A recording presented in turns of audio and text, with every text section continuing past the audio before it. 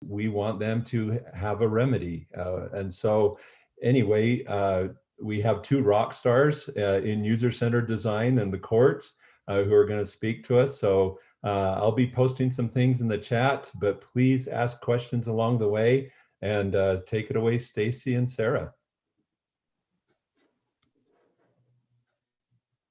Thank you. I just lost my, there we go. Well, thanks for joining us today. We're here to share our usability testing of Utah's online dispute resolution platform.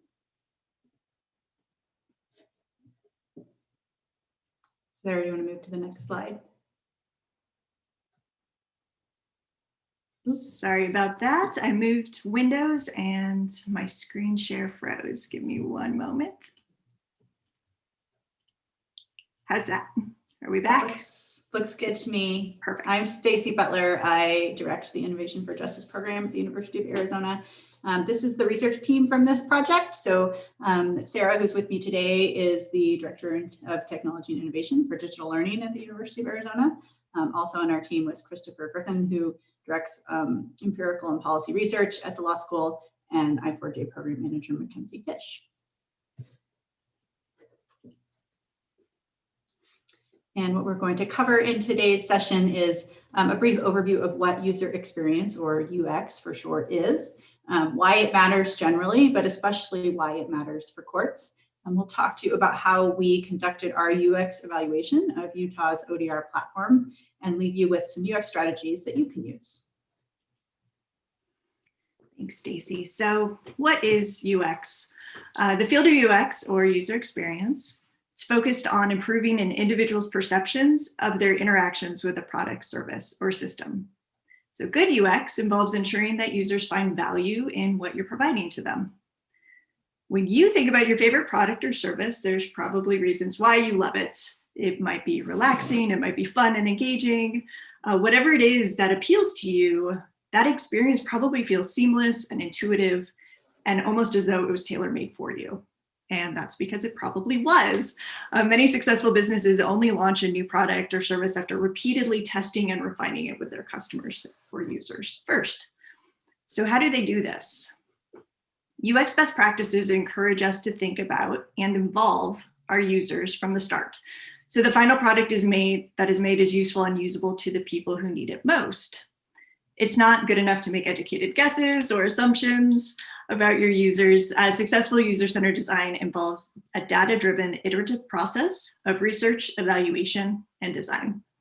Together, they focus on understanding the needs and motivations of your users and stakeholders, identifying challenges and obstacles, and co-designing solutions to problems that result in a better overall experience for all. UX matters because people take note of poor experiences. A favorite quote of mine from Jared Spool, who's a usability expert, is good design, when it's done well, becomes invisible. It's only when it's done poorly that we notice it. And I think you can agree that that is so true. Think of the last time you had bad service somewhere. You can probably remember every detail of the offensive experience. You probably mentioned it to others and declared that you'd never go there again or repeat that experience again. And you're not alone in that. One study found that up to 88% of website users are less likely to return to a site after a bad experience. So not taking a user-centered approach can result in experiences that are less than desired. Here are a few examples of sites in which the user experience was perhaps not prioritized. Got a little bit of an overwhelming design here. Some accessibility concerns with this one. This one is my favorite. The boxes are actually moving around as you try to click on them. They might dart away from you. So while you might not even think about a pleasant experience, you definitely will notice poor experiences. And once you fail your audience, they're not going to stick with you. If people don't like your website or can't figure out how to use it, they leave. While poor UX can hurt a business's bottom line, it has much dire impacts when we're talking about court technologies and legal services. Stacy? So that brings us to, why does UX matter for courts? Let's take the issue of debt collection. So this is the most common type of civil litigation in the United States. 24% of civil cases in the United States are debt collection lawsuits. They total over 4 million lawsuits nationwide. And in less than 10% of those cases will the defendants have counsel. In some jurisdictions, 70% of debt collection defendants do not respond to their debt collection lawsuits. The system failure is attributed in part to the structural barriers that Americans experience when attempting to interface with the civil legal system, which has been primarily designed to facilitate in-person appearances that limits access for those with inflexible work schedules, transportation limitations, medical issues, caregiving demands, or disabilities. So these defendants who are opting out of engaging with the system are essentially would-be court users who view court as a product they are not interested in. Over the past decade, courts have resolved more than 70% of debt collection lawsuits through default judgments in favor of the plaintiff and against the defendant. In short, courts already have a usability problem. So the rapid integration of new technologies during the rise of ODR and now due to the COVID-19 pandemic presents both risk and opportunity. If courts don't engage their users in the design and launch of new court technologies, the structural barriers inherent in our existing legal system will just carry over into the new technology. But we can also use the design and launch of new technologies as an opportunity to reimagine our civil legal system to meet the needs of its users. So our research with the Utah State Courts gave us an opportunity to work with a team of court stakeholders who wanted to leverage that opportunity and explore whether and how their ODR platform works for its intended users. At the time that we started this research project, Utah was piloting the first bespoke ODR platform in the United States. It's for small claims debt collection cases in 3 counties in Utah. And their stated goal was to increase access to justice. Utah court stakeholders shared with the research team that the current platform was falling short of their user engagement goals. Only 36% of defendants were actually logging in to join the case in ODR, and in those, half of them were not reaching resolution. Because of the low percentage of defendants who actually join Utah's ODR platform, we realized there were probably obstacles occurring in the user experience prior to signing on to the digital system. So we decided to extend our study to examine the full user experience from the moment the defendant receives that paper summons and affidavit. So to that end, these were our research questions. Is information about using ODR available to users and easy to find, understand, and act on? And would design changes to specific components of the ODR platform have an impact on user behavior? To answer these research questions, we evaluated the usability of Utah's ODR platform. Usability is simply the ease with which a target audience can use a product to achieve a specific goal, and it plays a large part in overall user experience. For this study, we used the most powerful type of usability testing: in-person, moderated, observation-based usability testing with the Think Out Loud method, which entails representative users using the site to complete a realistic set of tasks while narrating their thoughts and actions. With this form of usability testing, you can immediately identify where people are struggling and even often why. Results from the baseline test produced a benchmark measure of usability against which future prototypes and redesign changes can be evaluated. In our case, we collected data on error rates, time on task, task completion rates, and subjective evaluations in the form of post-task satisfaction ratings and post-test surveys. Our observation-based usability test simulated the ODR experience from the perspective of a defendant in a Utah small claims debt collection case. So that's our user. We conducted the baseline usability test with 8 participants who were representative of national demographic data on individuals with personal loan debt. Studies have shown that usability testing with just 5 typical users generally identify 80% of usability issues. Our participants were served with a paper affidavit and summons for a debt collection scenario, and a UX facilitator guided them through a set of tasks and activities according to a standardized script we created, and reminded them to think out loud as they completed the tasks using their own smartphones. The 11 tasks we evaluated were informed by user research and were designed to capture information about everything from that first impression and understanding of the affidavit and summons, all the way through to reviewing and signing documents to resolve the ODR process. This was one of my favorite parts of this project. So based on what we learned from that baseline testing, we conducted a series of participatory action workshops in the low-income community.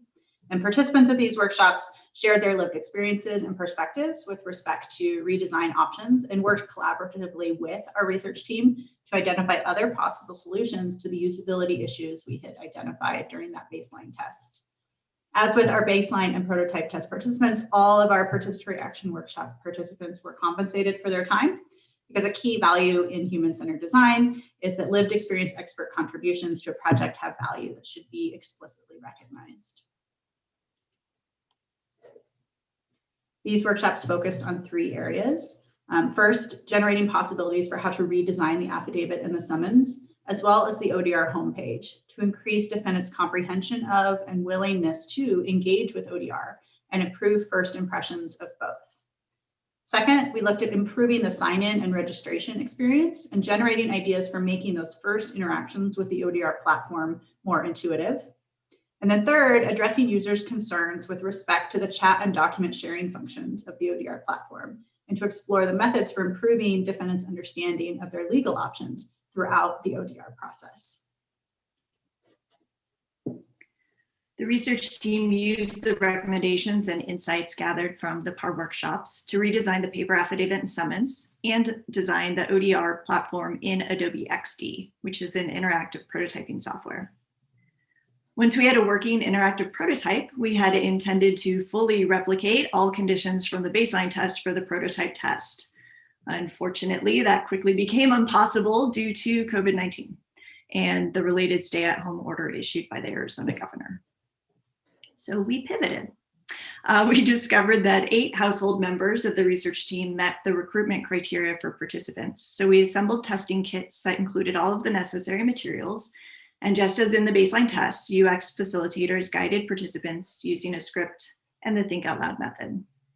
Participants again used their own smartphones, and a redesigned affidavit and summons directed them to a link for the new XT prototype rather than the ODR platform.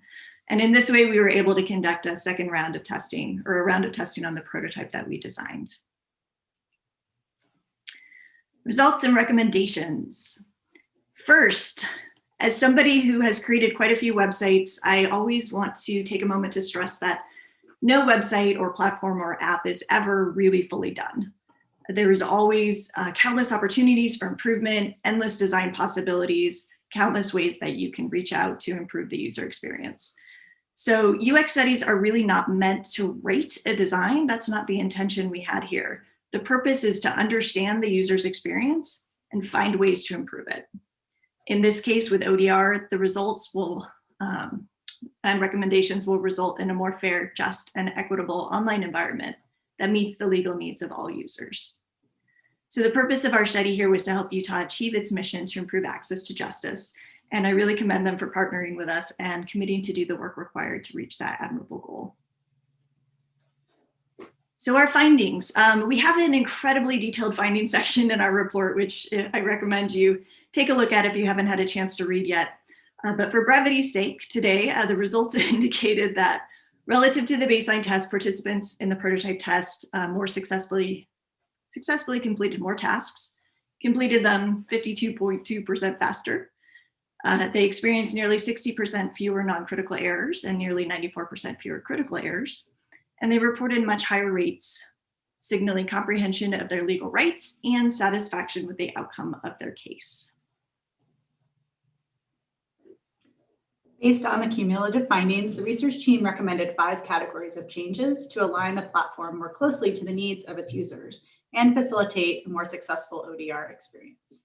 Each of these broad recommendations includes detailed, actionable, and user-verified suggestions for achieving a related goal, which, if implemented, could dramatically improve usability and the user experience of the ODR process. So the first recommendation is to ease the transition from paper to platform. So what we saw in baseline testing is that Typical ODR users were experiencing significant difficulty making the transition from the paper affidavit and summons to the ODR website. On average, it took participants nearly 2 minutes to type in even a simplified case-sensitive URL, and 3 out of 8 participants required 3 attempts to enter that URL correctly. So remember, 64% of defendants served in Utah's pilot counties for their ODR platform weren't logging in to ODR. And so based on these observations, we thought that likely what was happening is that that long and complex URL that was being provided to users in the paper summons was causing defendants in the real world URL difficulties. So we elevated this issue to the top of our recommendation list because of the widespread impact it may have on preventing actual users from engaging in the ODR process. So the redesigned affidavit and summons makes the documents shorter or more logically organized with a clear visual information hierarchy. This eliminated critical errors, and participants completed the task more than 1 minute faster on average. The redesign also makes the ODR URL easier to locate, and it includes a QR code, which was a signal for half of our participants that they need to take action and log in. Simplifying the URL and adding a QR code facilitated all participants having access to the ODR website, and the time it took to transition from paper to platform was reduced. Finally, the prototype addressed participants' concerns about visibility issues by using a more vibrant and high contrast color palette and applying clear, consistent information hierarchy throughout the site, as well as avoiding text on images. Our second recommendation was to streamline the registration process. Because again, so many Utah defendants never logged into the ODR platform, it's essential that the registration and login process does not present any unnecessary obstacles that inadvertently prevent individuals from successfully engaging with the platform. The current registration and login process on the ODR platform includes many steps that require repeated referencing back and forth between the paper summons and affidavit on one hand and the ODR website on the other. And this caused frustration for many of our participants. Additionally, data entry issues and failing to understand key terms, such as the distinction between plaintiff and defendant or business and individual, were common. And users often noted that their case were notified that their case could not be located only after they had entered multiple pieces of data, so they weren't sure which piece of data they entered incorrectly, which also caused confusion and frustration. The system notably did not notify users that there would be a 1 minute delay in verification code delivery. And this resulted in participants pressing that request code button multiple times, waiting for it to come up, and then being uncertain which code to actually use once they received multiple versions of the code in their inbox. So all in all, baseline test participants spent an average of nearly 9 minutes on the registration and login process. And only 1 out of 8 participants was able to complete registration without any help. There were 43 non-critical errors during the registration process. So again, thanks to our co-design changes that we made with representative users in the PAR workshops, we redesigned the summons and affidavit and simplified the design to make it easier for users to switch back and forth between the paper and their smartphone. The simplified registration process reduced the number of steps, provided system status information, employed error prevention techniques, and provided a match between the system and the real world by showing exactly where on the paper documents users can find the information being requested in particular fields on the website. The redesign resulted in significant performance-related improvements. No participants experienced a critical error during registration, and non-critical errors were reduced by almost 98%. Moreover, our time on task fell dramatically by nearly 75% to just over 2 minutes to register and log in with the redesigned prototype. Our third recommendation was to simplify the document upload and review process. Figuring out how to upload documents was not intuitive for baseline test participants. Many users struggled to simply locate files on their phones in order to upload them. Participants spent an average of nearly 11 minutes on this task, with 7 out of 8 participants experiencing a critical error. One participant in the baseline test became so frustrated that they opted to leave before completing the test. Participants had similar difficulty reviewing and signing settlement agreements and trial preparation documents. Recall that 50% of cases in which both parties join the Utah ODR don't actually reach a resolution via settlement or voluntary dismissal. So it seemed like perhaps that difficulty with previewing and signing documentation was contributing to that poor outcome. The prototype addressed these sharing concerns and desires by integrating file sharing icons into the chat screen, which allowed participants to photograph and share documents directly from the chat. Critical errors for task 9 decreased by more than 85%, and post-task satisfaction increased dramatically.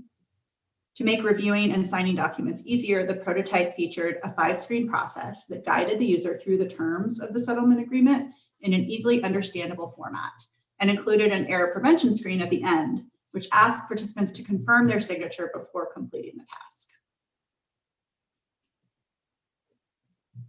Our fourth recommendation was to improve ODR information and help finding.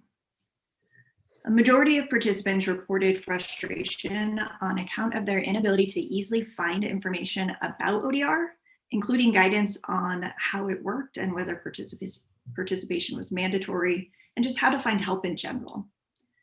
Currently, in order to find more information about ODR, participants had to locate the help menu, click on FAQ, which opened a new website entirely, locate and click on the help PDF link, which actually opened then a file entitled Online Dispute Resolution Frequently Asked Questions, and scroll through that document to find the information they sought. During the baseline test, only one participant was able to successfully reach the PDF.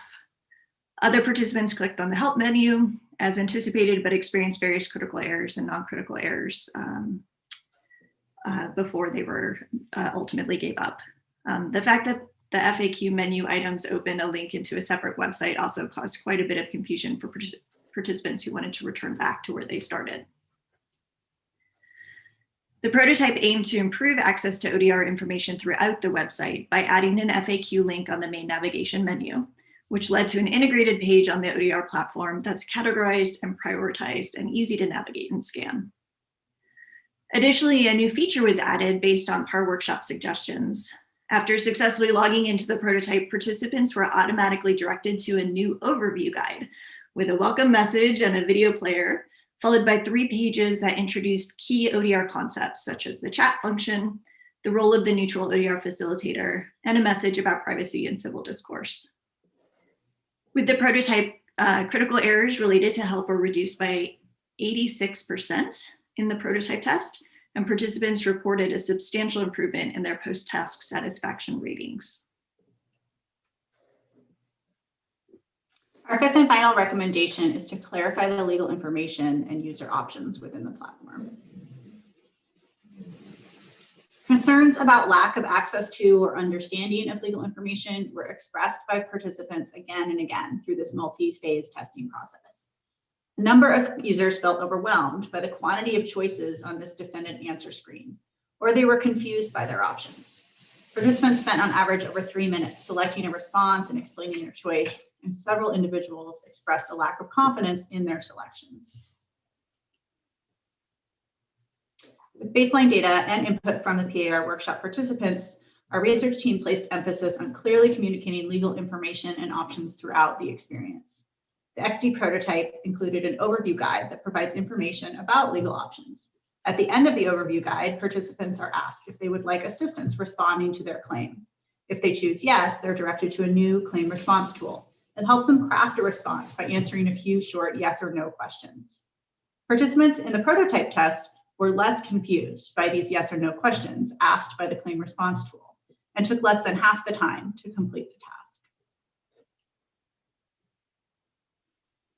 UX research testing and design should be an iterative process, and more research can always be done.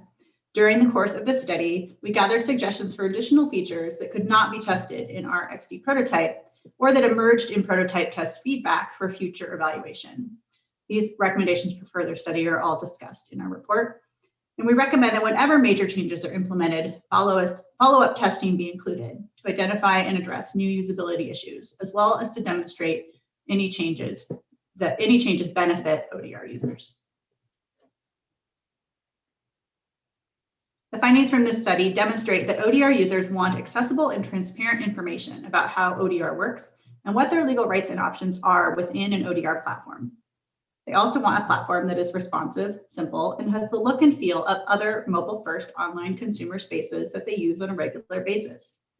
Implementing the recommended updates should result in a user experience that is better tailored to the needs of defendants in small claims debt collection actions in Utah and nationwide.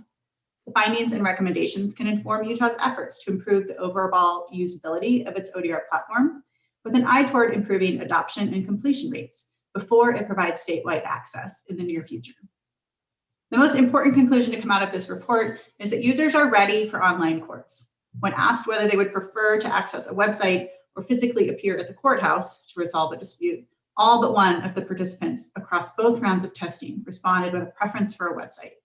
The challenge and opportunity now is to integrate human-centered design into the expansion of ODR. As a national trend toward more ODR platforms accelerates, driven in large part by courts' needs during the COVID-19 pandemic, our civil justice system should commit now, more than ever, to principles of human-centered design and usability testing to promote fair, just, and equitable online environments that meet the legal needs of all users. So, some strategies you can use if you're interested in UX. With a little background information and some planning, anybody can glean insights from various forms of UX research. Here's some ways that you can get started if you're interested. You can do some desk research, as I like to call it, which is things such as reviewing website analytics to see where your users might be dropping off, going back, getting lost. Or you can reach out to your help desk staff or support staff personnel to ask them what are the commonly asked questions that they received. They're a wealth of information and knowledge, and I always encourage people to learn from their internal stakeholders as well. You can also do some light user research, such as user interviews, to better understand the motivations, needs, and challenges your users are facing. Be sure that when you talk to users, you really, really do listen to them as well. And observing users using your site with their permission, of course. It's kind of an observation test light, but even just watching people use the site as they would naturally outside of a strict formal usability test can be very informative, just to see the different ways people navigate and seek information. And then finally, of course, you can conduct a full usability test like the one we shared with you today. There are a lot of resources available to help you, guide you through this process. These are the three I typically recommend to people who are interested. Usability.gov is the leading resource for user experience best practice and guidelines, serving practitioners and students in the government and private sectors.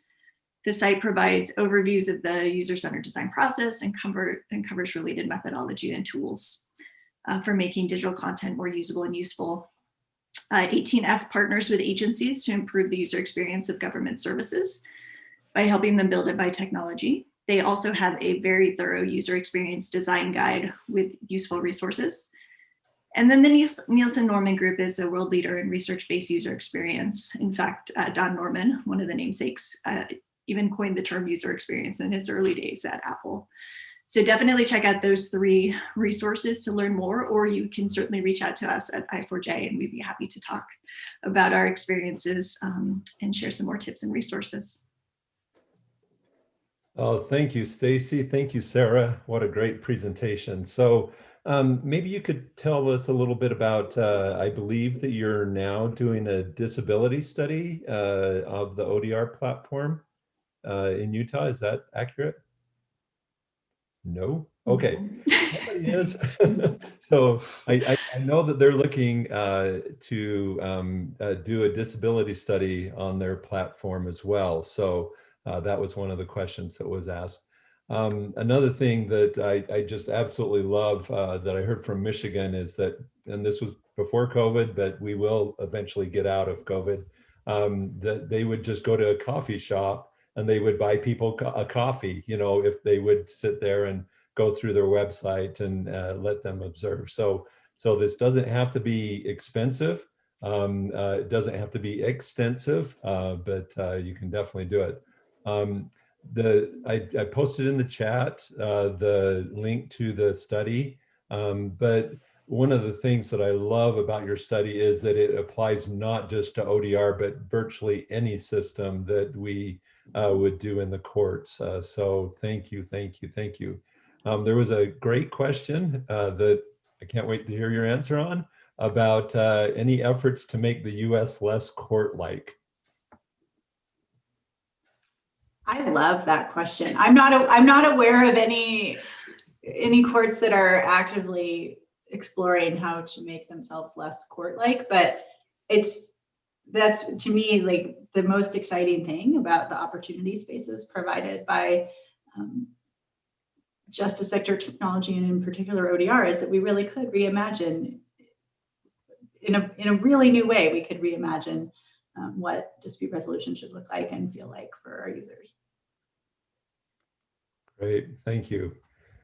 So I'm a court person, and I go to my chief judge and I say, I'd really want to do this usability study. And the chief judge says, well, we know what people want. How do I respond to that? How do you know what you know? There are a lot of assumptions that get passed on as knowledge when it comes to usability testing. And I just encourage people to acknowledge the fact that there are a lot of built-in assumptions and biases, and that the most important step is to acknowledge that and do a discovery that really starts from the beginning to try to understand what the true user experience is. When people are really resistant, I often encourage them to wear the hat. So if you can ask somebody who's maybe thinks they know exactly what the user experience is to log in and as a defendant and go through that experience wearing the shoes of a defendant, I think they might realize they don't know as much about the typical user experience as they might think they do once they're seeing things from the other side of the screen. Great answer.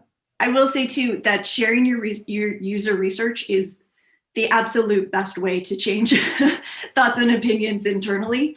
So one of the things we like to do is include, and you'll see this in our study, is to include quotes directly from users who are commenting about their experience as they're going through it. And once you start seeing the frustration or the fear or the anger, it comes through, and it's really an impactful way to change minds internally. I know that one of the things that they do in British Columbia is if they're ever in a meeting, a design meeting, and somebody says, well, I know what the user wants, they stop the meeting and they say, none of us know what the user wants. Let's go out and find out. So yeah, it's a great one. Okay, so somebody asks about, well, what do we do about people who just know that they don't have enough to pay their debts? Is there any way to engage them? It's a really good question. I think we see that in both our debt collection work and our eviction work, is that the court is often just the last chapter in a much longer story about various types of systems failure. And ODR is never going to be the magic bullet that fixes poverty or helps someone be able to pay a debt when they just can't. But it certainly can be a strategy for negotiating a payment plan. And the ability to do that would have significant benefit to a defendant who could avoid that judgment, having that judgment on their credit, being put at risk of wage garnishment, and all of the collateral and downstream consequences that come from having a negative experience, or particularly a default experience in the court system. Great, thanks. So Leah asks about some of the challenges such as digital divide, rural living and all that. Did you have a chance to factor any of that into your usability studies? To a certain degree, we did actually decide to use smartphones for this precisely because we were informed that the majority of users were relying on smartphones over desktop devices. So we made that decision intentionally and places that may lack broadband often still have cell phone services, so that increases access in that way. We did not have a chance to go deeper into those questions, but we do in the report, you'll see we go into depth into what a challenge this really is. Yep, great. And then someone is wondering, you know, so now courts have gone virtual and we're having all these virtual hearings. What is the prospect for ODR as a result of that? Do you think people will be more engaged with ODR, or do you think they'll just say, I'd rather just appear virtually, or how's that going to play out? And I know this is a crystal ball question, but you two are probably best qualified to answer that. I was about to use the exact phrase, crystal ball. You know, I think that one of the things that's happened with COVID-19 is it's forced us all to reckon with what really needs to happen in person and what does not. And I think, the operation of the I4J lab is a great illustration of that. Like, we have run the lab virtually and discovered, oh, we actually go further and faster when we aren't bringing everybody into a classroom to do a project. So I think my crystal ball says it's going to be kind of the same for court users and for the decision makers within the court system to realize that, you know, that this online access could be a way to engage people with the courts in a new way.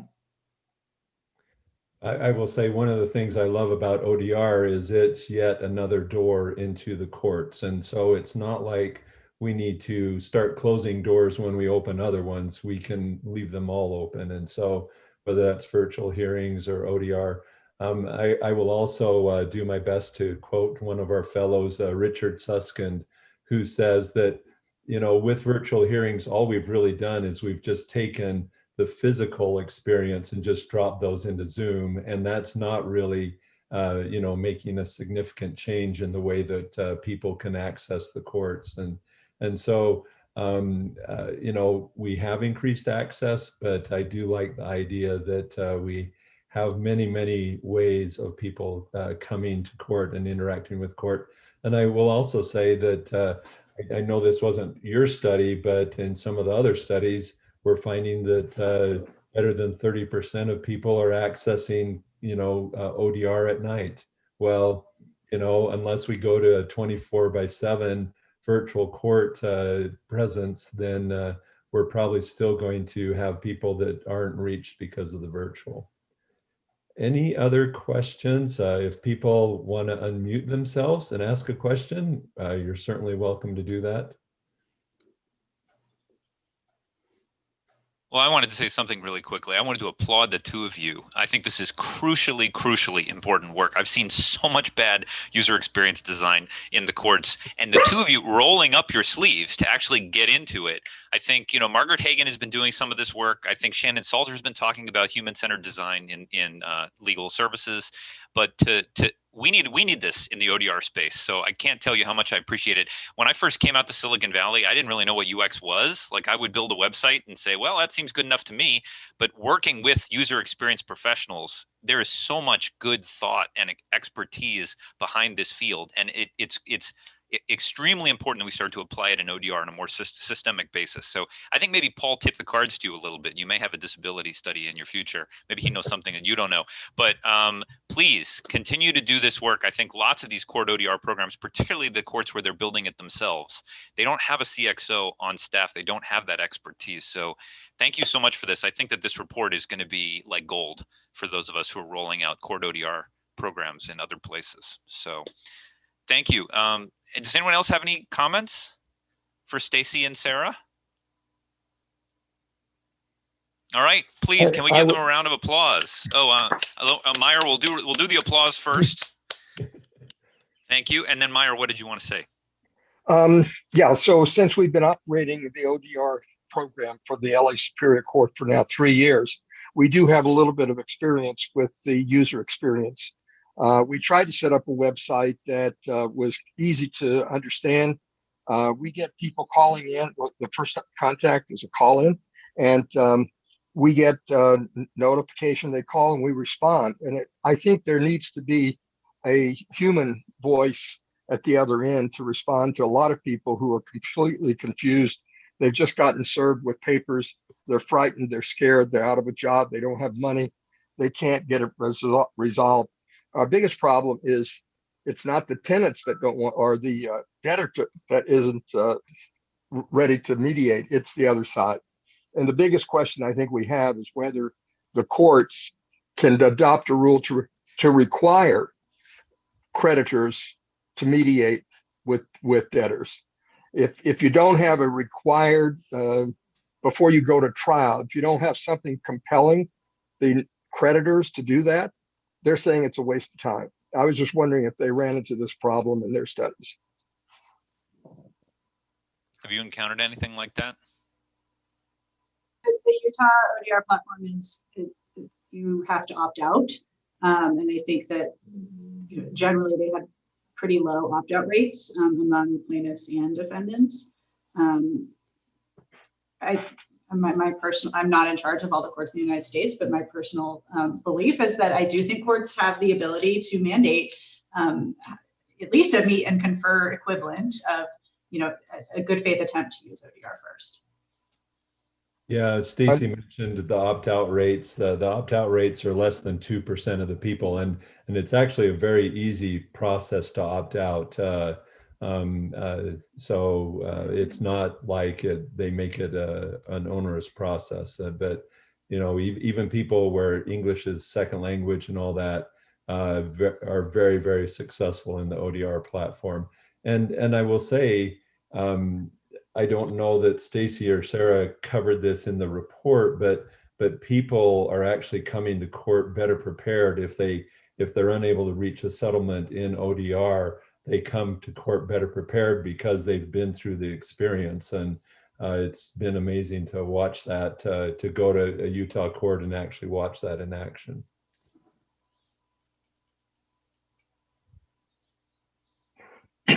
Well, I think we should let Sarah and Stacy go. Thank you so much for sharing the information. If you we have your report.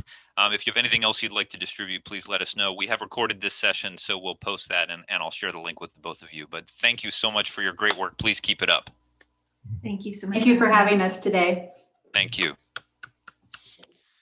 Okay, and Paul, thank you for excellence. You did a good job facilitating things. We very much appreciate it. Why don't we move on to our next session, which is Jan and Amy. So Jan, why don't you take it from here? Thank you very much, Colin and et al., the whole organizing team. Amy and I are delighted to join you. And we are not using PowerPoints.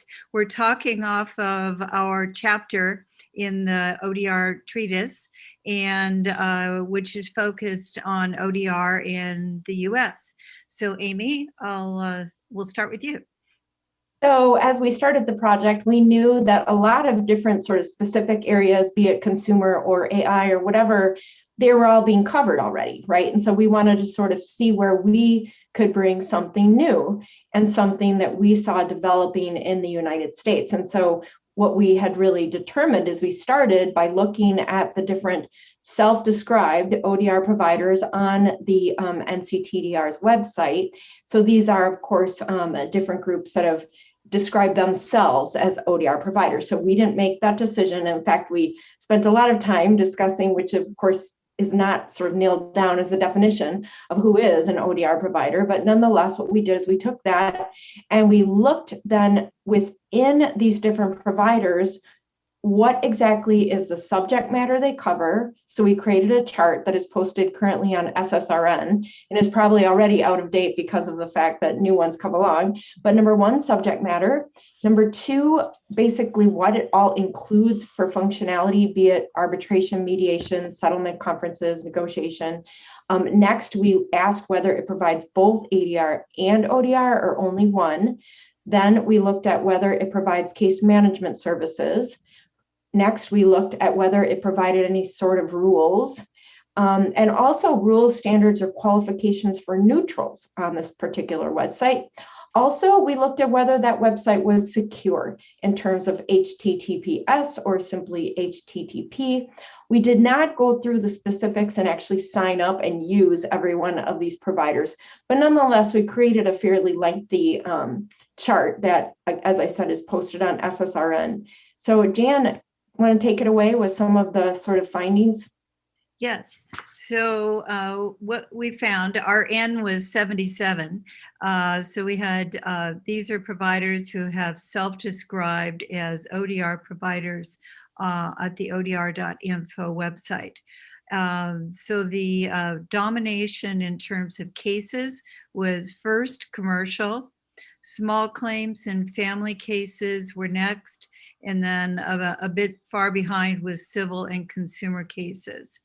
The processes used by these providers included mediation dominantly.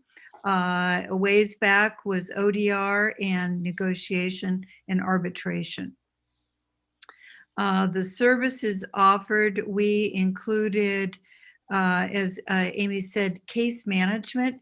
58% of our providers said they provided case management, which just was kind of interesting, that we thought with a defining term of ODR, you'd think ODR would be the lead service, but it wasn't. 77% said they were secure. So we, as Amy said, we didn't test them, but that's interesting that anyone would sell their service and not be secure. So the fact that 3/4, but not all. As we talked about, ODR is not defined at the site or yet. I think there's a lot of thought about what does definition get for us. Do we want to be over-inclusive and include Zoom? And there are pluses and minuses to doing that.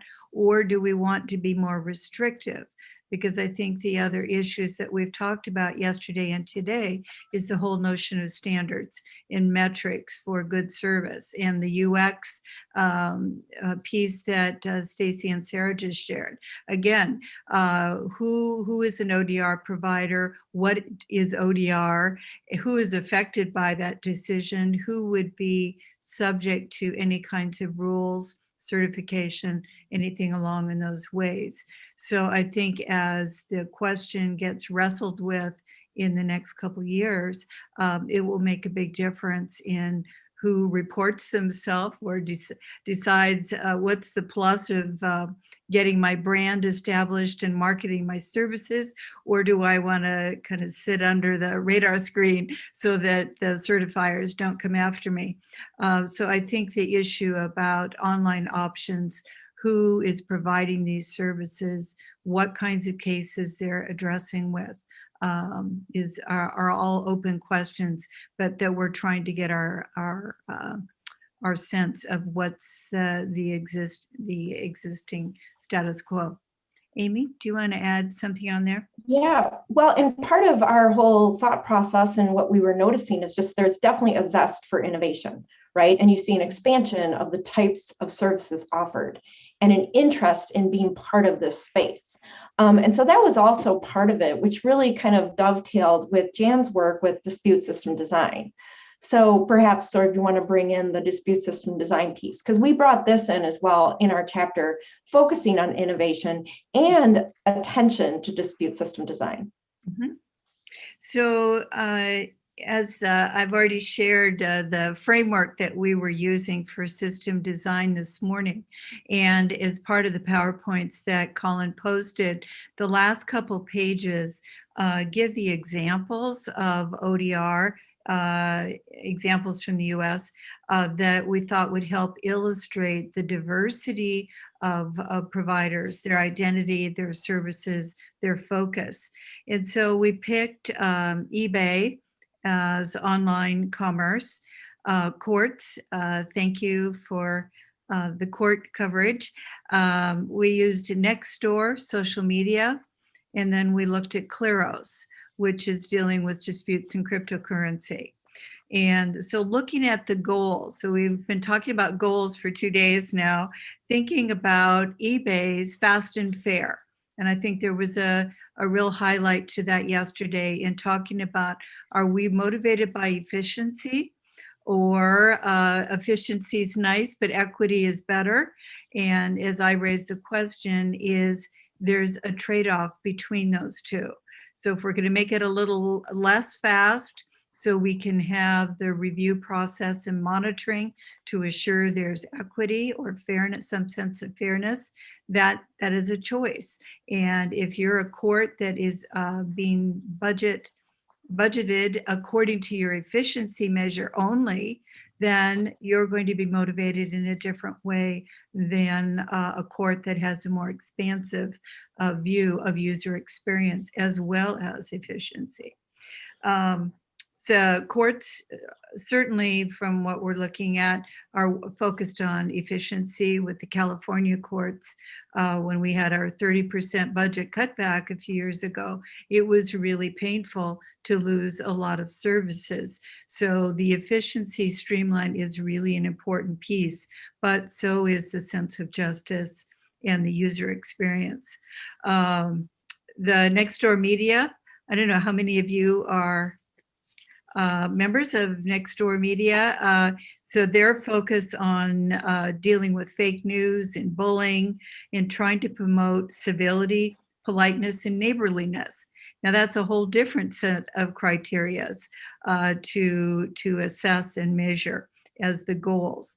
And then Kleros is focused on fair, transparent, and scalable. So they want to be able to serve a much broader public and being self-administering. Okay, I just pushed something accidentally. And I'm just seeing a lot of people who aren't here. Let's see if I can, there we go. Okay, a few more faces.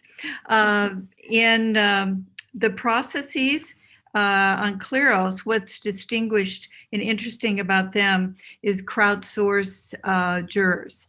And so the choice of jurors, and it's somewhat incentivized participation, that if you're a juror and that you sign up, you pay a certain amount of currency to be a crowdsourcing arbitrator making the decision. And if you're part of the majority decision, then you get a little money back. But if you are part of the minority opinion on the judgment, then you lose a little money. So it's a really interesting structure, and people are really keen. I think Colin talked about was it China?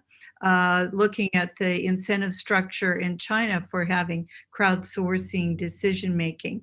And people would just do it as good citizens. They actually didn't even need to be paid, which is a really interesting prospect in thinking of these online expectations and the culture and the users and their sense of experience.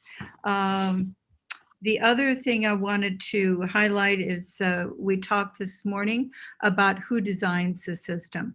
And is it the first party? Is it a third party? Is it a committee? And what kind of voices are represented in the decision about what are the priority goals, what are the processes, and how are we going to put this together and monitor it for effectiveness over time. So these were just examples of 4 case types that are using different forms of ODR process and thinking about who is my target audience, what is a good outcome, what are the values and standards that we're capturing in the system. Amy? Yeah, and a lot of this, again, what we were trying to do is highlight trends that we see because our chapter was ODR in the United States. So what we wanted to do, again, are highlight different trends in the United States that we're seeing. And innovation, taken into account different system design, certainly important trends that we saw in looking at the different providers out there and what's happening. Another trend that we saw was institutionalization or attempted institutionalization, which is really sort of an interesting notion that has happened, I would really say, in just the last few years, where you see different groups getting involved in different ways, maybe to create best practices around the research. So for example, the Pew Charitable Trust and the research projects that are underway in the US definitely show an interest, an institutional interest. And moreover, in access to justice and making sure that you're expanding access to justice. I even was able to partner with Heather Culp in New Hampshire, who's a program designer, and we did our own sort of not scientific, not the same kind of research as we just saw, but looking at usability and what people are really need and want out of a court ODR program. And I think there's a lot of other research projects. I know Jan had shared another project happening with respect to Stanford as well, in what could be provided through, for example, natural language processing in the judicial space. Again, with the idea of expanding access to justice. So not only efficiency, but also innovation in access to justice. And of course, just the fact that you have Pew Charitable Trust and National Center for State Courts really leading the charge in terms of research availability. Another aspect that we had looked at that was really interesting to us was this growth of education around online dispute resolution, and not simply trainings, but actually within universities. We looked at, so for example, NCTDR had received information, at least at the time, from 14 colleges and universities that reported having courses that focused at least 50% of the time on online dispute resolution. And so that's really interesting. That would definitely not be the case if you sort of go back in time 10 years. So this growth and student interest. I mean, I can also kind of self-report on my own experience. The very first ODR course I taught had to be a 1-week course. Colin remember this because I made him fly out to Colorado, and we had to do it as an augmester because it wasn't a real course, right? So it had to be like this 1-week thing in August, and only the diehard students who actually wanted to come to school early took the course, and it was 1 credit. So it was very, very limited in terms of what we could cover in 1 week. So now what are we seeing? Well, at University of Missouri now, I actually am teaching 2 sections. I have an LLM course. I call it dispute resolution in the digital age, so I avoid the definition issue and can cover a lot. And then also a JD version. And both of them have long waiting lists. You have a lot of students that are very much interested. And it also includes dispute system design because the students each take up their own project. And then during the course of the semester, as they learn all about different technologies, and we do quite a few exercises using different technologies, so they get that usability testing. I'm going to actually provide feedback to the developers, which I'm sure is helpful to the developers as well. But then they create their own projects by the end of the semester. They don't actually have to do the computer coding, but they write a research paper and do a presentation on their system, seeking a better way using technology to prevent or resolve a particular type of dispute of their choosing. So you're seeing dispute system design and technology within education. And I know, Jan, you also have experience with how ODR education has grown. Yes. So over the last few years, Colin, God bless him, has been a guest in classes and then co-taught with me at Stanford. So we've been teaching system design and ODR as a combination deal. And we also co-teach at Santa Clara University, similarly doing system design and ODR. And we go through a number of, I'll talk about 2 pieces of it. One is we look at examples of synchronous and asynchronous, verbal versus audio, and really try to give students a sense of the differences and how I would resolve this dispute online. How does it feel, the same or different if I do it on Zoom or by faxes in the olden days? So really trying to give, because this is an experience question.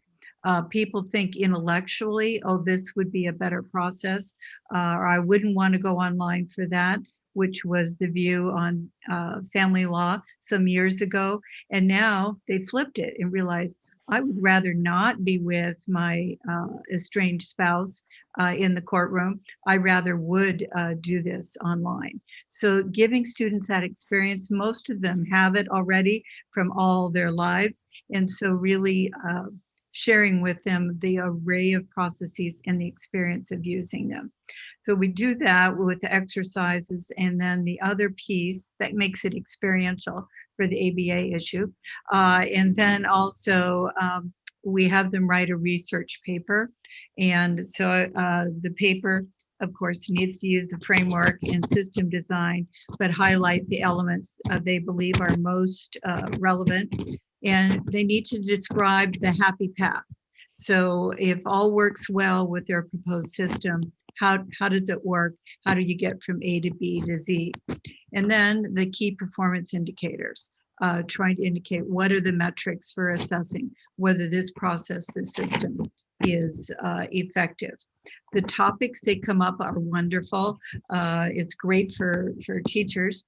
They start at landlord-tenant and divorces, voting rights, how to resolve disputes in a startup. So an internal business question, SBA loan disputes, airlines, ORCA, the online resolution of commercial airlines. So students really have come up with really innovative systems that they've been able to sketch out and say how they would assess them and monitor their effectiveness over time. So writing the papers, then hearing the students think aloud is really very heartening. So I think on the education front, more students are having these courses available, both the law and technology version, which Amy has been teaching, as well as the more experiential system design perspective that Colin and I have been doing. Yeah, and I would just add, similarly, mine also is the sort of, it is an experiential course under the ABA's rules. And I would just add that I think it, again, the themes, right? So the themes of the chapter being innovation, being this growth, being institutionalization as well. But with respect to the students, what I'm seeing is amazing innovation, because some of the papers like Jan shared, I mean, they come up with just fantastic ideas. And I know one of my recent LLM students now, she worked on a project that had to do with campus disputes and using ODR for those campus disputes. And she's furthering that with gusto, and actually just recently obtained the fellowship at William and Mary for AI in the courts. And so that's really exciting to see students really interested and involved in ODR and in looking for ways to use technology to expand access to justice as well as efficiency. So it is an interesting sort of development. Another interesting development is with respect to something we talked about last year at the Williamsburg conference, or I guess a year and a half ago now, about the ODR task force. And I see my good friend Dave is here, and we do, of course, have this online dispute resolution task force that is still going. And what it is it's the American Bar Association has partnered with other stakeholders, and we really do want to get a lot of buy-in. So we've been working with, of course, Leah Wing has been heavily involved in it with the National Center for Technology and Dispute Resolution. Thank you, Leah. We also have 3 working groups. So just to explain how this is working, because we do in fact hope by the spring conference for the American Bar Association Dispute Resolution section, it is our hope that we'll have something, at least a draft, to circulate by that time in April. But nonetheless, we've been chugging along. And the reason we are taking so much time with it is because we really do want to build a coalition. You know, this is not simply an ABA process. Mirez, who's here, she's been involved in it as well. And we have international players as well. And so I just think it's important to have many voices in this. Okay, so 3 working groups, just to explain. The first group is number 1, which was guidance with respect to best practices and institutions' involvement in establishing and regulating such ODR practices. Chris Draper was the chair of that working group.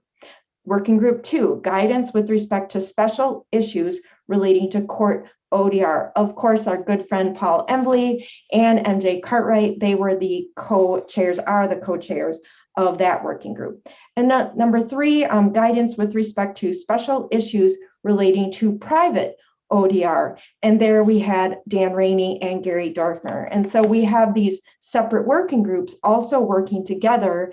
And then I, along with my co-chairs of the ODR task force, we of course have Dave Larson here, Alan Weiner was involved, and Linda as being the head of the ABA dispute resolution section. She also played a role. And currently we're trying to sort of bring together the different reports so that we have a cohesive document. But it's hard. It's hard because we want to engage self-represented litigant networks, legal aid networks, engage different people to hear different voices to make sure that we're covering the right bases in terms of best practices. And of course, we've run into the same issue, which is the definition and differences in what even is ODR, which of course is a whole nother session or 3-day session in and of itself.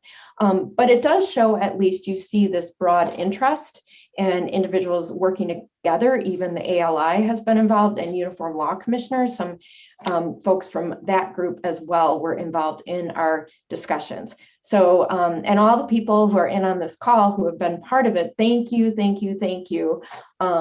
for being involved and lending your voice, because we really appreciate it.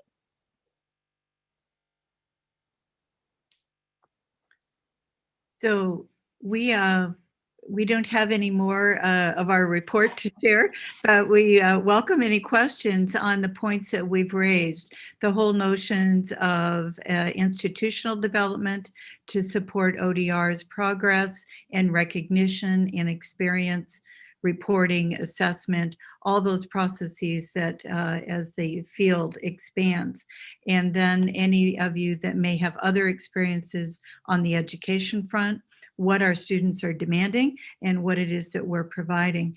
I mean, I did not talk about, a lot of my colleagues at Stanford are really more specifically in the technical side of AI and are dealing with options on that front, regulating AI and how that fits within the broader civil procedure arena.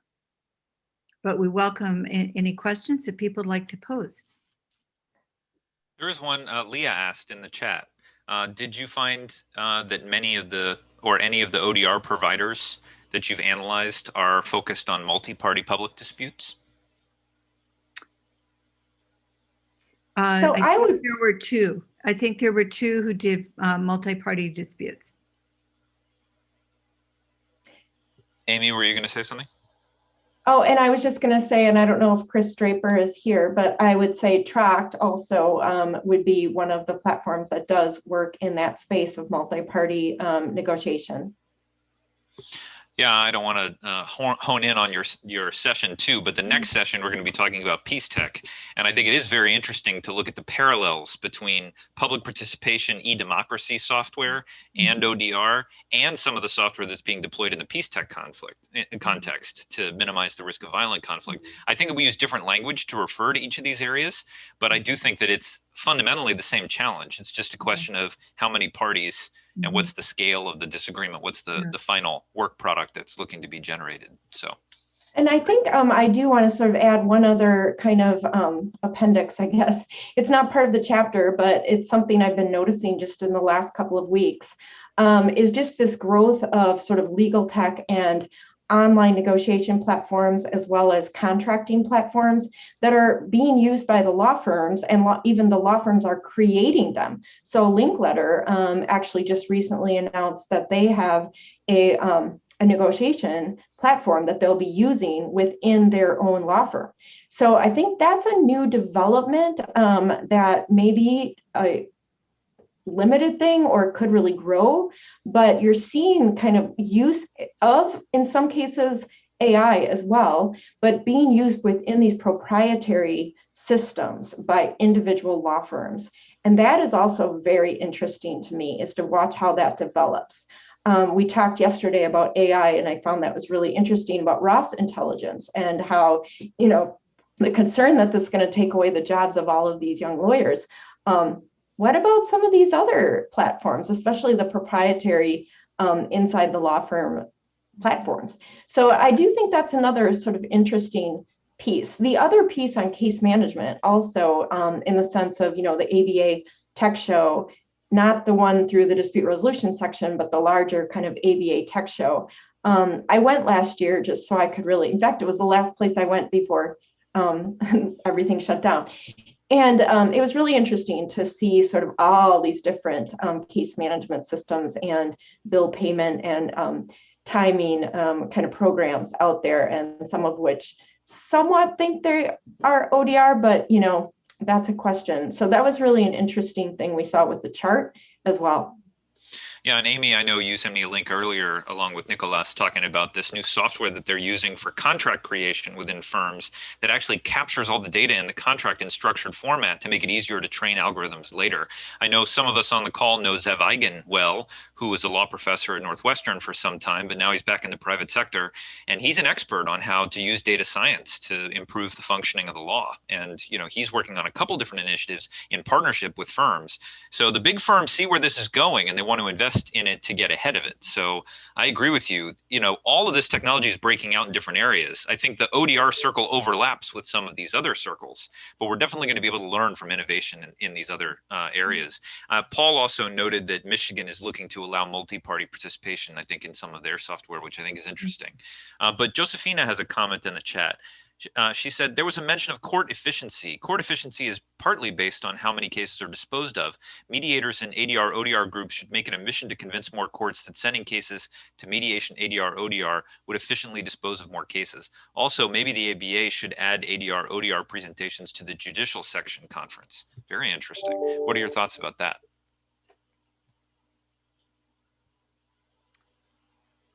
I think being responsive to where these various stakeholders care. So I think meeting with the leadership of the judicial section would really want to say, what are your members noticing? What are their concerns about where we are or where we're going, and how can we share this? Because Colin, I know you've been talking to these sections for years and they just kind of shake their heads and say, not in my court.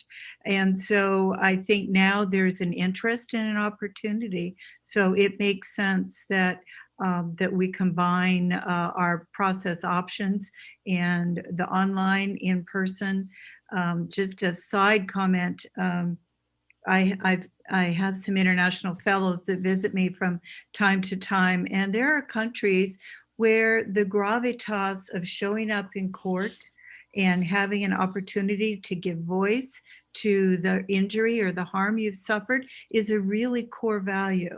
So for those cultures that may be moving and immigrating to the US, I think there's a different need and a different desire for what the court process feels like and looks like. There's also a real tension about who gets to go to the fancy court with a fancy lawyer, and what about the regular people who just need to get this done in a more efficient way. So I think there are a lot of questions being raised about civil justice in terms of the court experience, whether online or other. I wanted to, this is not Josefina's question, but I wanted to comment on Colin's last question about the multi-party. So for democratic opportunity, public hearings, that sort of thing, I have been looking at processes in California, and the Zoom option now has brought a lot more people to the hearings. So the California Coastal Commission, for an example, said they normally have about a half an hour worth of public citizens showing up to comment on the process and the issues. Now, because of Zoom, they had 5 hours of people. So the hearing had to go till after 1 o'clock in the morning to let everyone have their voice. So the expansion of participation is great, but it also requires more staffing and overtime and giving people the space and then paying for that expanded process. So I think the issues of accessibility to justice in this case is a really interesting one. Amy, I'll let you go back to speak to Josefina's question though. Oh, well, which part? Now I was agreeing with you on. Well, I will say, I'll Yeah. just piggyback on that again. Yeah. I want to build on both Oh. of these pieces. The first thing is, my uncle used to be the executive producer of ABC News in the 70s and 80s. And he used to say that there were three men, the executive producers of ABC News, NBC News, and CBS News. They decided what everyone was going to chat about at the water cooler the next day because they controlled the media, in essence. And he bemoaned at the time in the 80s that the line between entertainment and news was shifting. And there were many more voices. The cable news people were coming in and they were starting to kind of cloud the issue.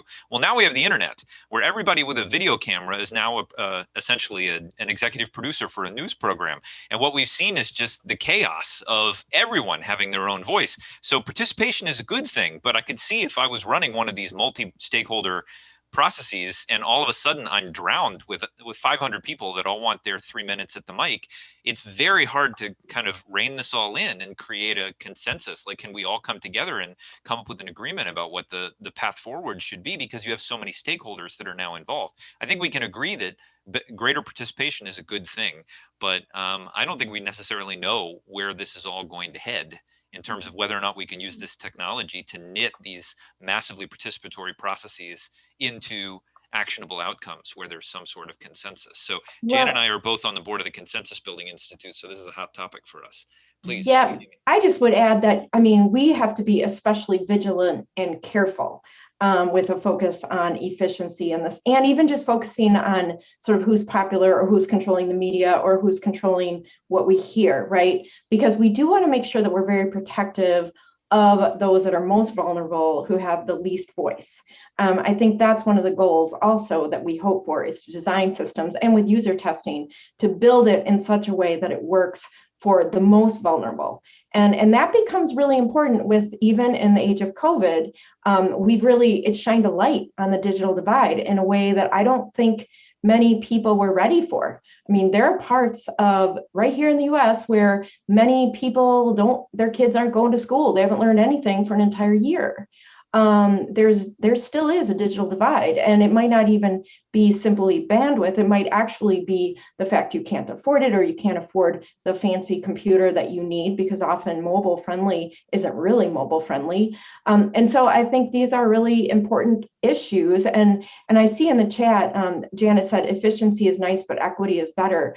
That was actually a tagline out of a recent report from legal aid groups. And I do think we have to absolutely, ODR is able to be built. It can reimagine. I believe strongly that with research, we can revise and reimagine access to justice.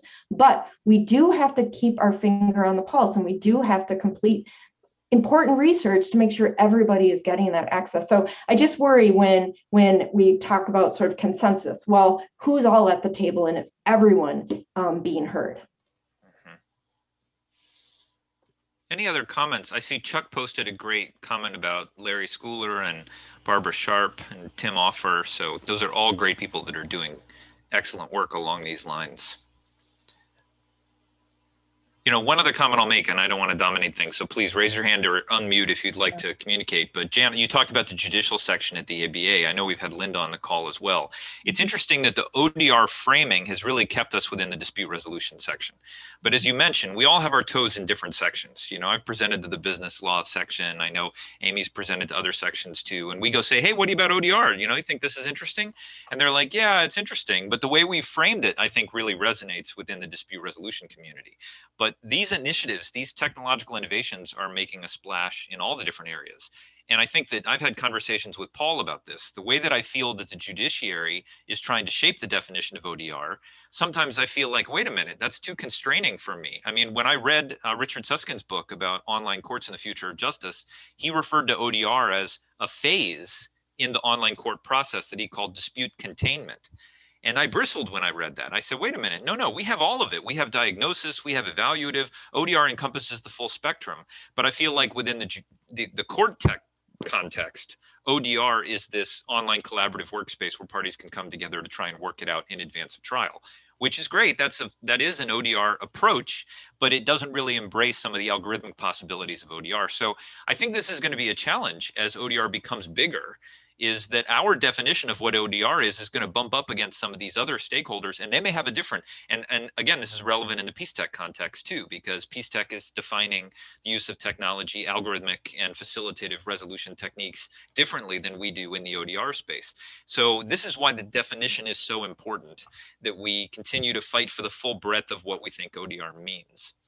So I'm curious what your thoughts are about that too. Well, how far does it expand out, Colin? Because you and Ethan and Leah and I wrote our article on the rise of the fourth party and thinking about if, and this is picking up yesterday from the blind bidding and using the different algorithms for connecting packages and negotiating. So we're raising the question, is now the fourth party can be representing the third party, fourth party can be representing either of the two parties. And so you may have agents who are really drawn from the continuum of online processes all the way to human processes. And so if we have algorithms represent, I can get an agent to represent me according to an algorithm in my job negotiation. And it'll assess the NLP, the natural language processing, and determine whether I can push a little harder or re-anchor the negotiation. So I think the complications of having avatars or agents represent any of the first, second, or third parties really makes a much more complicated arena for engagement and ODR more broadly.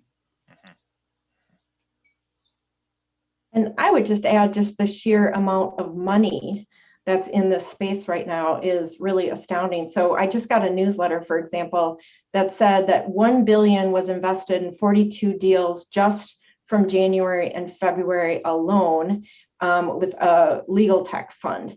That's one of many, right? So this is just happening everywhere. And so I think we also are just seeing an amazing amount of money that's going into all of these different iterations of legal tech, right? And so that'll be really interesting to see how that plays out. I mean, I think that makes a big difference, right? I mean, if you have the right money behind you, that can also play a really big role in what we end up seeing transpire. Absolutely. So let me throw it open. Other comments, questions? Sorry, we were short. I mean, No. But we wanted to be conversational. Yeah. And our thought process was that hopefully we could open it up and talk more. No, absolutely. Frankly. We've got to create space. And I think Ethan just raised his hand. Ethan, what do you want to say? Oh, unmute, Ethan.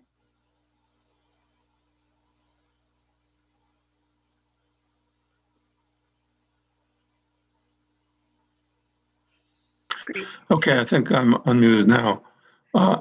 I have my own little test of how ODR is proceeding in the courts, because we read mostly about not really necessarily successes, but we read about experiments and how the courts are attracted to all of this. I live in a suburb outside of Massachusetts, and when we bought our house, they told us that the closing needed to be in the next county, not very far away. And they told us what the address was. And when we got there, I took a look at this building, and I realized that I had taught students a few years earlier about this particular building. And it was the building in which Sacco and Vanzetti were tried in 1920. Well, literally 100 years ago. That courthouse is still in business. It's the small claims court for that county.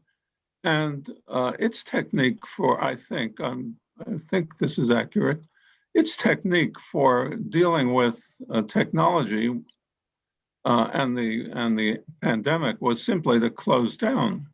So if you had a small claims court dispute last March, you would get it. You would have, well, let's say last May, you would have gotten a notice in March that said, well, the court's closed. We're delaying this for 3 months. And then the same thing would happen, and the same thing would happen over and over again.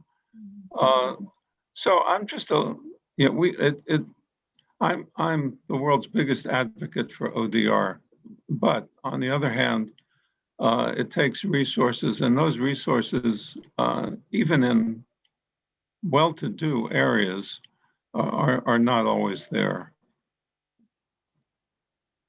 Or it's not a priority for the taxpayer. Yeah. Right. Yeah. Well, Colin and Leah, thank you very much for hosting us.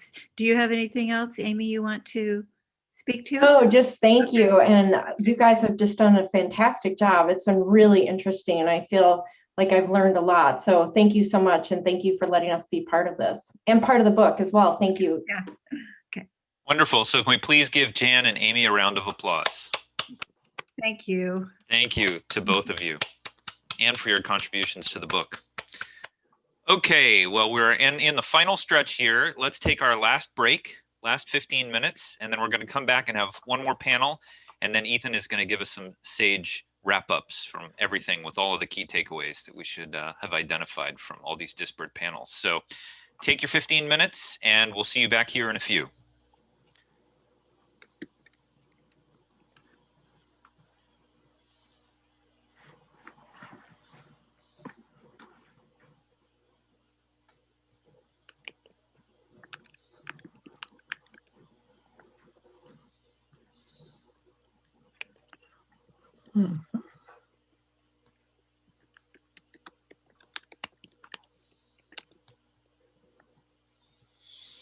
So Ethan, my original law firm when I was working at Online Resolution was Hill and Barlow, and I think that they defended Sacco and Vanetti in that trial. Yeah, they had a big thing on the wall and kind of memorializing that.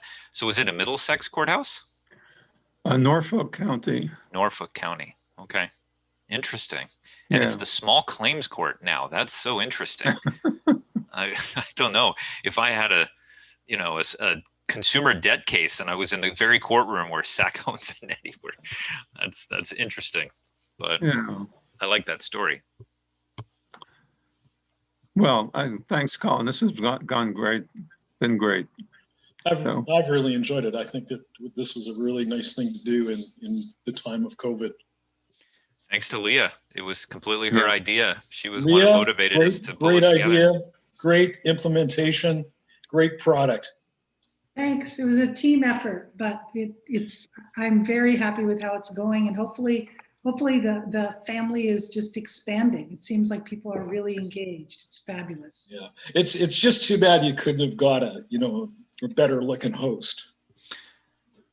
I don't know who you're referring to. If you're referring to me, then I resemble that remark. I'm going to pin your video because I love this picture behind you. Now I'm trying to look at all of these great faces. That was from Victoria. Yeah, that was Victoria. Wow. Yeah. Oh my gosh, look how young we all are. Yeah. That's great. It's May Britt right over your head. Yeah.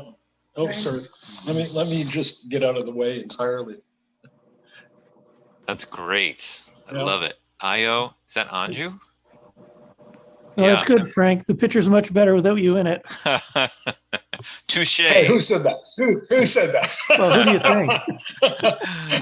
think? It's your successor, Frank. Yeah, there you go. Yeah, sure. Train them up and they bite you. I think I remember. Tigers eat their young. Was that when we went to the International Baccalaureate School, and we were in auditorium after we had gone out to see the lighthouse? Yep. I remember that. Yeah, that was really fun. That's exactly where that was. Yeah, and then the students gave a talk about the school and how it worked. And that was amazing. That was really amazing. I love that trip. Oh, it was a good day. Wow, look at Julia. I love it. Yeah. You were in your 30s then. Oh my gosh, it was a lifetime ago. I can't even remember. Ethan wasn't. That's right. We're not going there. Actually, Frank, interestingly enough, I was contacted by APEC, Indecopi, which is the Peruvian Consumer Protection Agency. Yep. They've gotten a contract from APEC to do a conference on ODR for consumers in the digital age. Oh, And really? it takes me right back to our 2010 conference that we did together. Exactly. Yeah, so I'm actually co-facilitating it with Betsy Broder from the Federal Trade Commission in the U.S. Oh, cool. Yeah, so we're inviting. It's going to be like this. It's going to be an online event. Oh, But okay. that was such a forward-thinking conference that we held together in 2010. It was thinking about everything was going to be happening at UNCITRAL. And I still have the binders. Remember, we printed up those binders that everybody had. So I still have it. And I was going through and reading the articles and looking at the summary that I think Doug Knoll prepared for us. Doug Lay. Doug Lay. Yeah. And it was really dead on the money. I mean, we called so much of what was going to happen over the following 10 years. So I just want to thank you for doing that. That was really a lot of fun. You, me, and Dave, I think, led on that. Yeah. It was a lot of fun. And I'm trying to convince Herb that we should get ICANN to sponsor the event after Tokyo and do another iteration. Yeah, come on, Herb. What's your problem? You got all that rolling around, all that domain name money. Problem's budgetary right now. I know. Well, it's funny. I remember Zbynek did his conference in Prague, and it was right across the river from the ICANN event. Yeah. And so we were at, Zbynek, I mean, it was a lovely event, but it was, the 150 people. That's usually the size that these conferences are.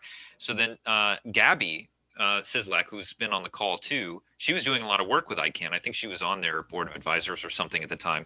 And she said, hey, they're having a reception over at the ICANN event. Do you want to go crash it? So we're like, sure. So we cross the river over the bridge and we go over there and it was a party. I mean, wow, ICANN, that was amazing. I mean, some of these big domainer guys had underwritten this massive, they had a rock band and they had champagne. And I was like, wow, okay, this is a different scale of things here. But I didn't attend any of the meetings. I only ate your hors d'oeuvres. But that was a fun party. We'll have to see what Brian pulls together for a good party in Dublin. That's true. You can have a good party with 150 people in Dublin. There's no question. Yeah. We were in Dublin when I worked for the federal government for the Financial Consumer Agency, and we had a meeting in Dublin, and they got Guinness to sponsor a night. They have a room. Oh, wow. They on the top floor of their building. That's basically a reception room with beer and Irish whiskey and those sorts of things. And it was lovely. You had bus in and bus out, but it was. You got a tour of the brewery and product to taste. And oh yeah. That was the thing that I remembered last time I was in Ireland. I feel like they had Guinness flavored everything. Like you could get Guinness flavored fudge, you could get Guinness flavored barbecue. It was like Guinness. It was almost like a condiment, it was everywhere, which is great because I love Guinness. But so I'm gearing myself up. Yeah, we just had a recent ICANN meeting in Dublin too, about maybe 3 years ago, and it was quite the party. They know how to have fun over there. Yeah, I've never seen so many. I've never seen so many people drunk at 1 o'clock in the afternoon on a Sunday. They just start on Friday night and they go until Sunday evening, and then they go home and sober up and go back to work on Monday. Actually, I remember eBay had an office in Dublin, and I remember driving to work on Monday morning, and there were police checkpoints on the highway. And the person who was driving me was a local. They'd pick me up at the hotel. And I said, why do they have police checkpoints on the highway on a Monday morning? And she said, they're sobriety checkpoints because people might still be drunk from the night before. So they're pulling people over and they're doing breathalyzers at, 8 a.m. on a Monday. I was like, wow, okay, Ireland knows how to party. That's great. I haven't seen that in the States. Maybe you get that in BC, Frank, but I don't know. Yeah.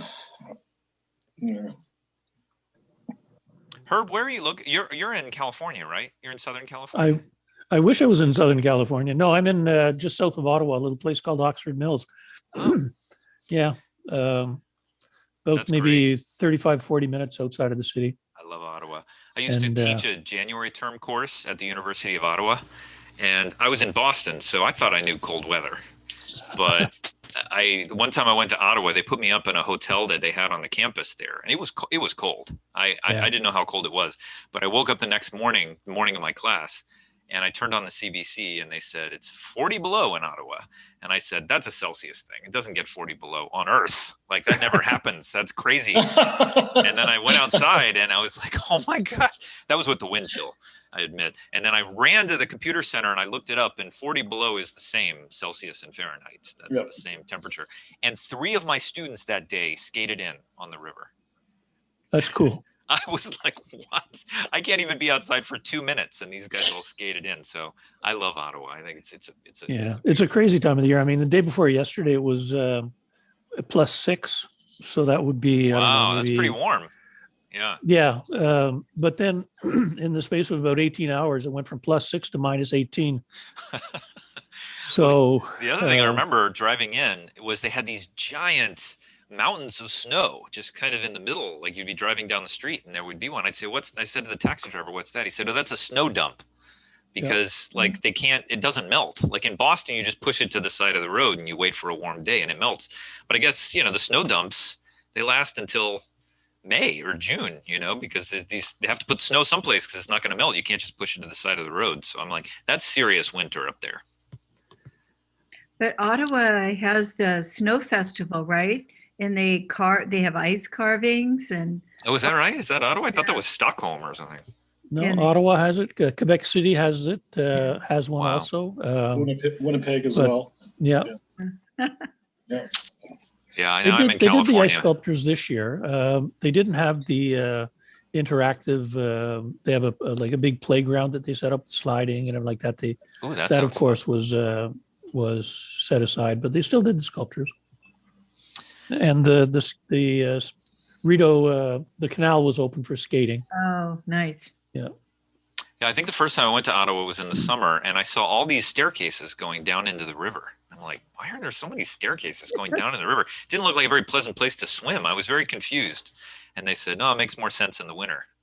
Because don't they groom the ice on the river, right? So it's not, They have a huge, giant-sized Zamboni that shaves and waters the ice. It's a monster. I saw pictures of it, and they go down onto the water with that, and they just like they do at a hockey rink. Amazing. See, that's why the Canadians kick our butts in hockey every year, because they're grooming their rivers in the winter with giant Zambonis. Yeah. We do okay in basketball too. Getting there. I don't know if you have a Canadian LeBron yet, but Steve Nash. We had Kawhi for a little while. That's right. You did. I got to admit, he beat my Warriors. That's true.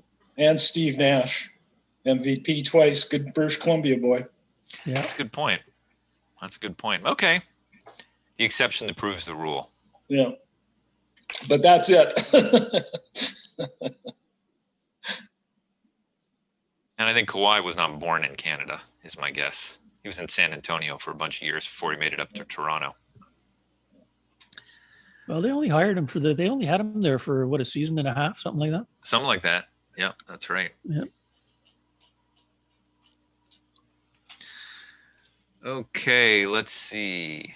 Is Sheldon here? He's not here yet, but he's just sent me an email, so I'm sure he'll be joining in a second. He sent me his deck, so if he doesn't show up, I get to present it myself. Oh, okay. So we'll just give him a few more. Sheldon, are you here? I don't see him in the list. Actually, Brian faked me out this morning because I kept looking in my list for Brian Hutchison and he didn't show up. So I said, well, I guess Brian's not here. But then his name was G. Brian Hutchinson. So I was looking in the wrong place on the list. I didn't see him when he arrived. So anyway, I told Sheldon 2:45 West Coast time, so he'll be here soon. Oh, okay. Yeah, and I'm going to skip out now for a few minutes too. I gotta head out to the barn and take care of some chores with the horses. That'll take no worries, Herb. That's a great excuse. I'll be back before things close up. All right. See you in a bit.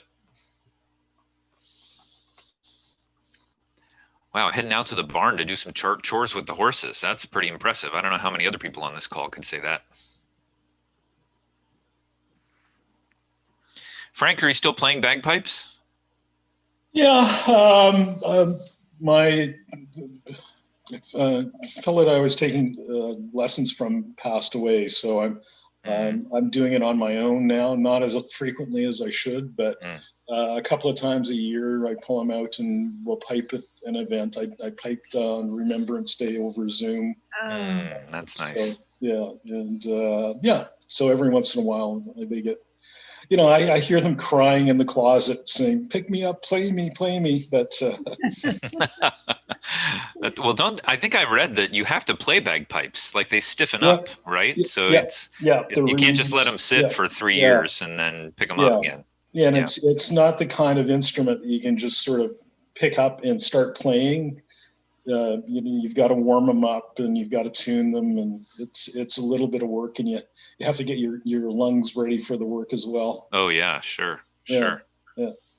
Oh, and Dan just noted in the chat, Julia and he go out and see their horses every day, and it's not as romantic as it sounds. So still sounds romantic to me, but yeah, I've been out and I visited Dan's horses. So maybe Julia feels a little bit differently about it, Dan. She probably still sees the romance in going out and shoveling out the stalls, as the case may be.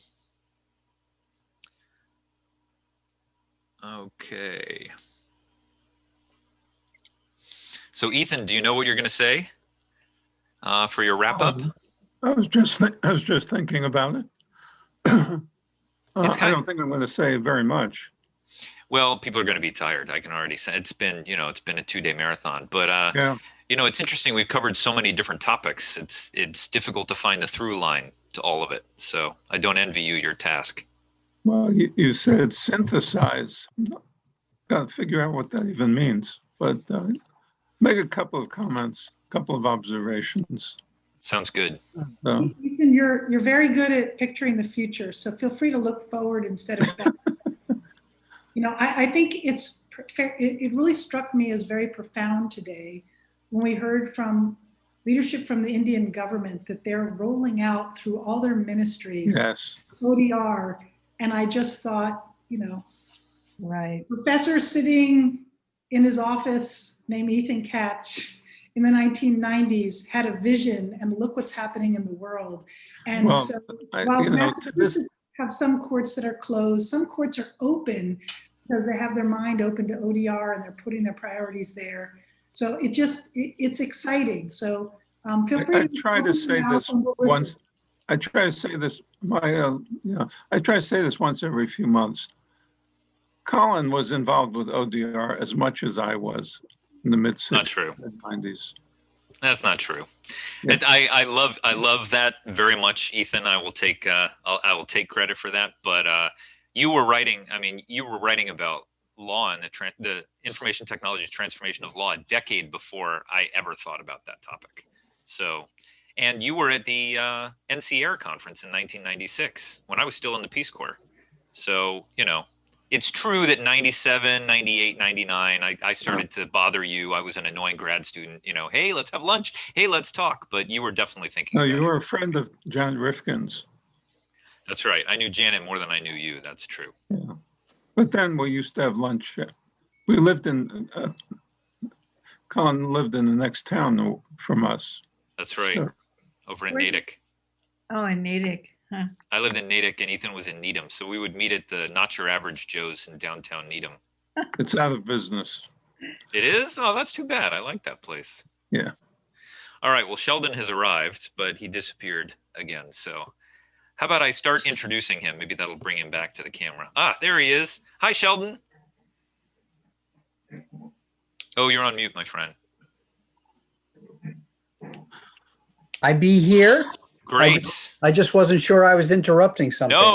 We're on break, so people are still coming back. We took a 15-minute break. This is the last session of a 2-day conference, so we're well tenderized here. Sure. But thank you so much for joining, Sheldon. Let me brag on you for a minute, just before we kick things off. One of the things that I've long wanted to integrate into the ODR fora is a more in-depth conversation about the field of peace tech. Now, some of you who remember the early days, what year was it that Melissa hosted us in Australia?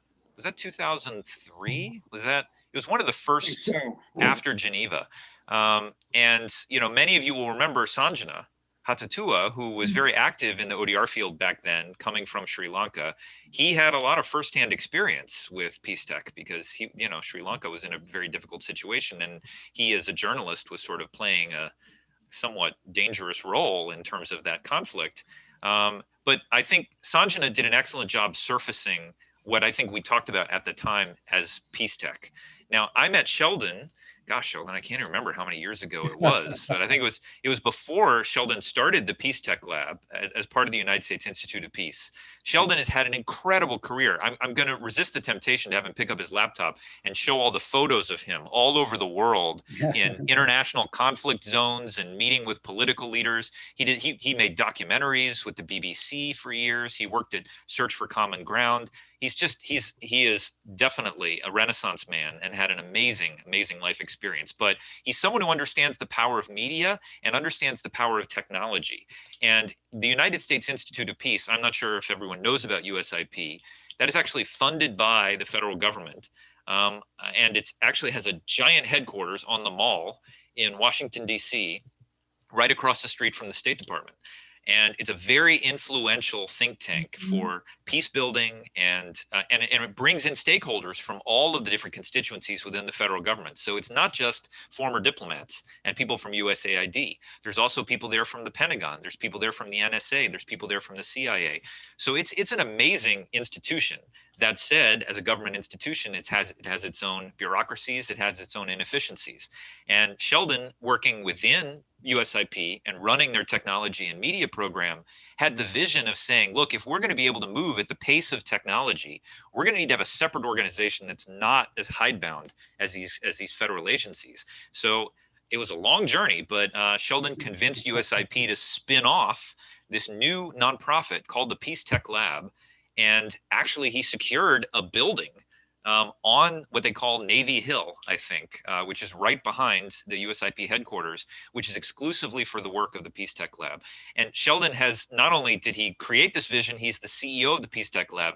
And it's just amazing what the Peace Tech Lab has gotten up to since then. Now, I will say the full scope of peace building is not encompassed entirely within the four walls of the Peace Tech Lab. There's innovations that are occurring all around the world. And I know that Sanjana has done a lot of work in Geneva with the ICT for Peace Foundation.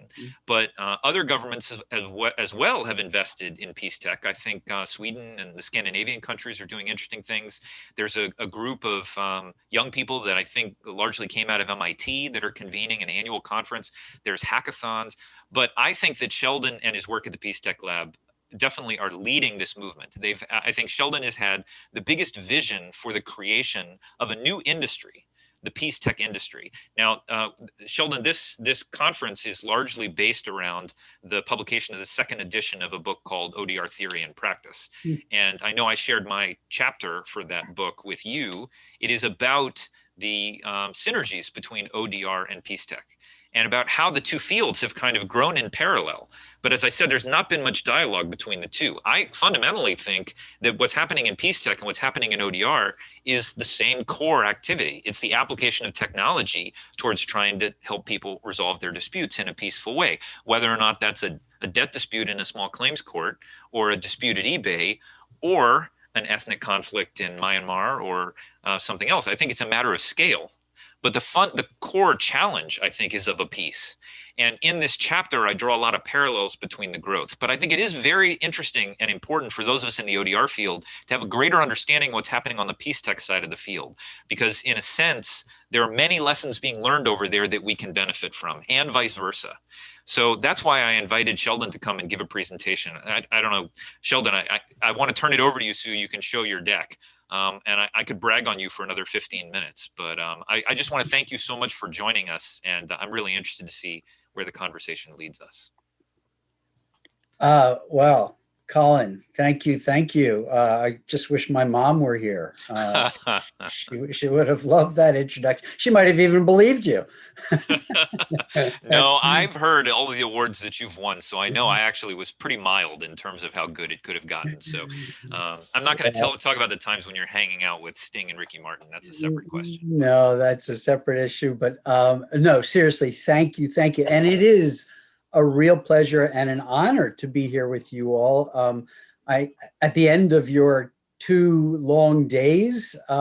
It means that you're either really interested in what we're going to talk about, or that Colin has somehow bribed you with something to do with happy hour. A little of both. I'm not sure. But in either event, I am the beneficiary. So thank you all for hanging on and being here. And I'm, as Colin said, he introduced me. I'm the founding CEO of the Peace Tech Lab.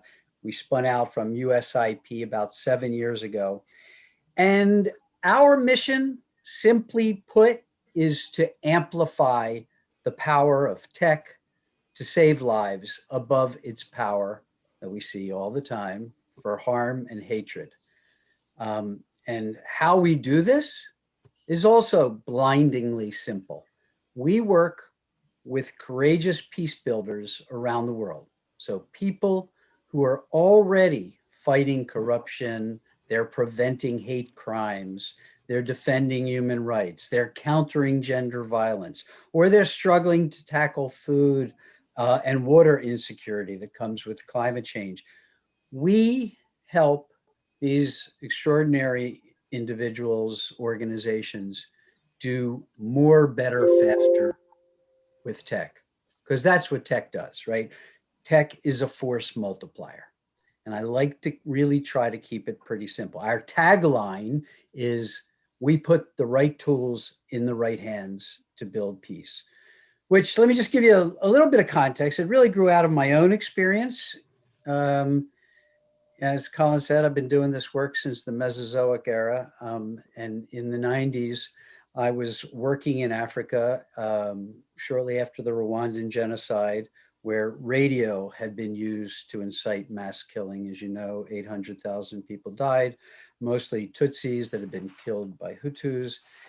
And in the wake of that, I was working with an incredible group of local journalists, Hutus and Tutsis, to set up a new radio station. Most of them knew someone who had been killed in the genocide. And I will never forget asking one of them, a Tutsi who had lost his brother, how he felt about working with Hutus. And he told me then that working with the other tribe, it was the only way to get peace. He would do anything to bring peace to his community, and all he wanted was our help in doing that. And I left there, honestly, committed to figuring out ways to put the right tools, the right resources in the hands of people like him. And that's basically what I've been doing ever since, with the help of some really talented board members like Colin and an incredibly talented team in DC, which I hope any of you who are visiting Washington will come and visit us there on the National Mall where we're headquartered.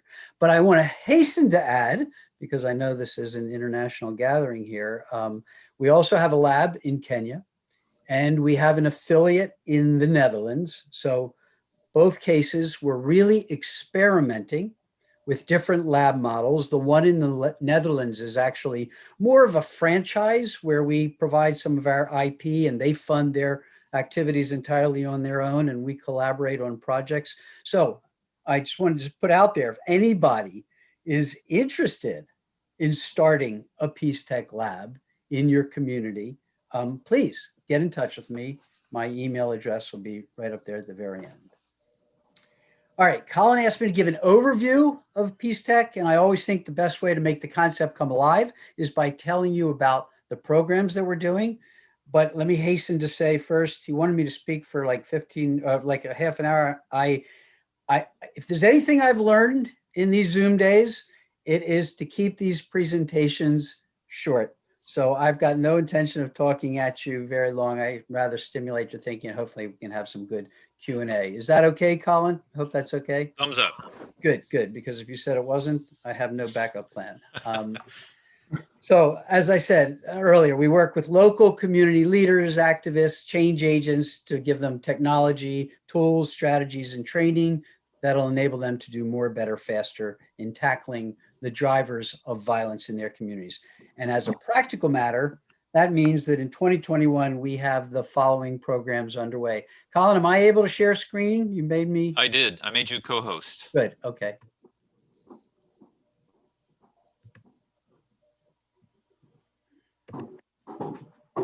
Perfect. Okay. Everybody okay? Can you see that? Looks great. Good. Okay, so let me walk you through our programs as quickly as I can, give you a real good sense of what we're working on in the lab under this giant rubric of Peace Tech. So first program here is our COVID-19 violence tracker. Really this year, it's our flagship data program. We're working with a great consortium of partners, including companies like Mapbox, universities like Georgia Tech and Rongo University in Kenya, as well as the Digital 100 data group in Europe. And we're working to identify COVID-related violence, classify it according to its type, as you can see there on the right side of the screen, whether it's government crackdowns, is it domestic abuse, is it attacks on Asians, is it attacks on healthcare workers, and so on.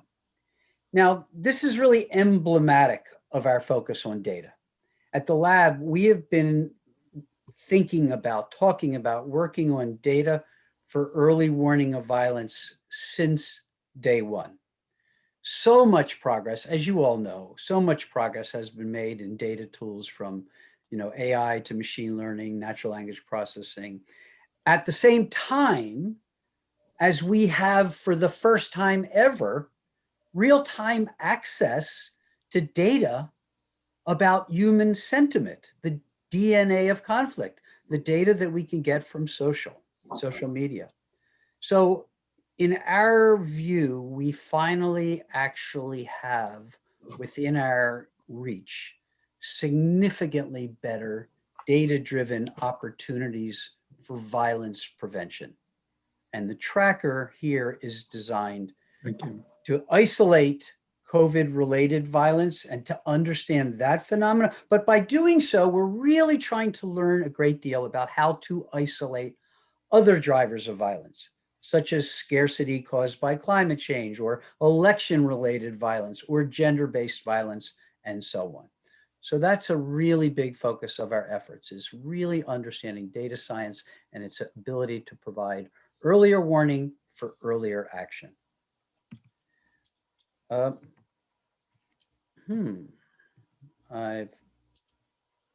Okay. Hate speech. We've invested in another form of our data program. We've invested heavily in trying to understand online hate speech and its relationship to offline violence. So we've created these guides to hate speech now we're up to about 13 countries, from Yemen and Iraq to South Sudan, South Africa. Most recently, we're coming out with one in Ethiopia. As we all know on this call, online hate speech and of course, fake news posts that travel with the speed of electrons are undoubtedly inciting some of the real world violence. But we've learned by studying this that hate speech is actually in code.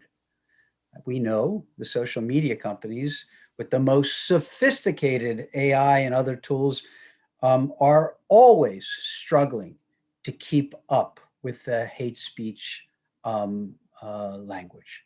So we really have become somewhat of experts in breaking that code, and we work intimately with local experts to identify, to monitor, to catalog the terms, and then we provide these lexicons to local peace builders, local organizations who use them to intervene. And we also know that the social media companies are using them to inform how quickly what they decide to take down as well. Peace Tech Exchanges. This is really our longest running program. For 7 years, we've been providing these tech training in tools and strategies now to over, as you can see there, over 1,500 organizations in over 25 countries. And this year, we added the United States to the mix with a special initiative called the Road to Equal Justice, where we're going to at least 16 cities across America with a series of workshops to empower citizens with these tools to accelerate and amplify their efforts for social justice. So far, we've provided training to over 70 nonprofits in Baltimore and Denver. Those are our first two cities. And what we've learned, it's really been interesting for us because what we've learned in these communities is completely consistent with what we've seen in fragile states around the world, believe it or not, that these local change makers are hungry first and foremost for techniques to gather, to analyze, and to visualize data so that they are not reliant on the data that they get from police, the data that they get from the media, or from the government. So we introduce some very simple survey tools to gather data. Kobo Toolbox is one of them you might have heard of. Or we may introduce them to a crowd mapping tool like Ushahidi that is dead easy for crowdsourcing data.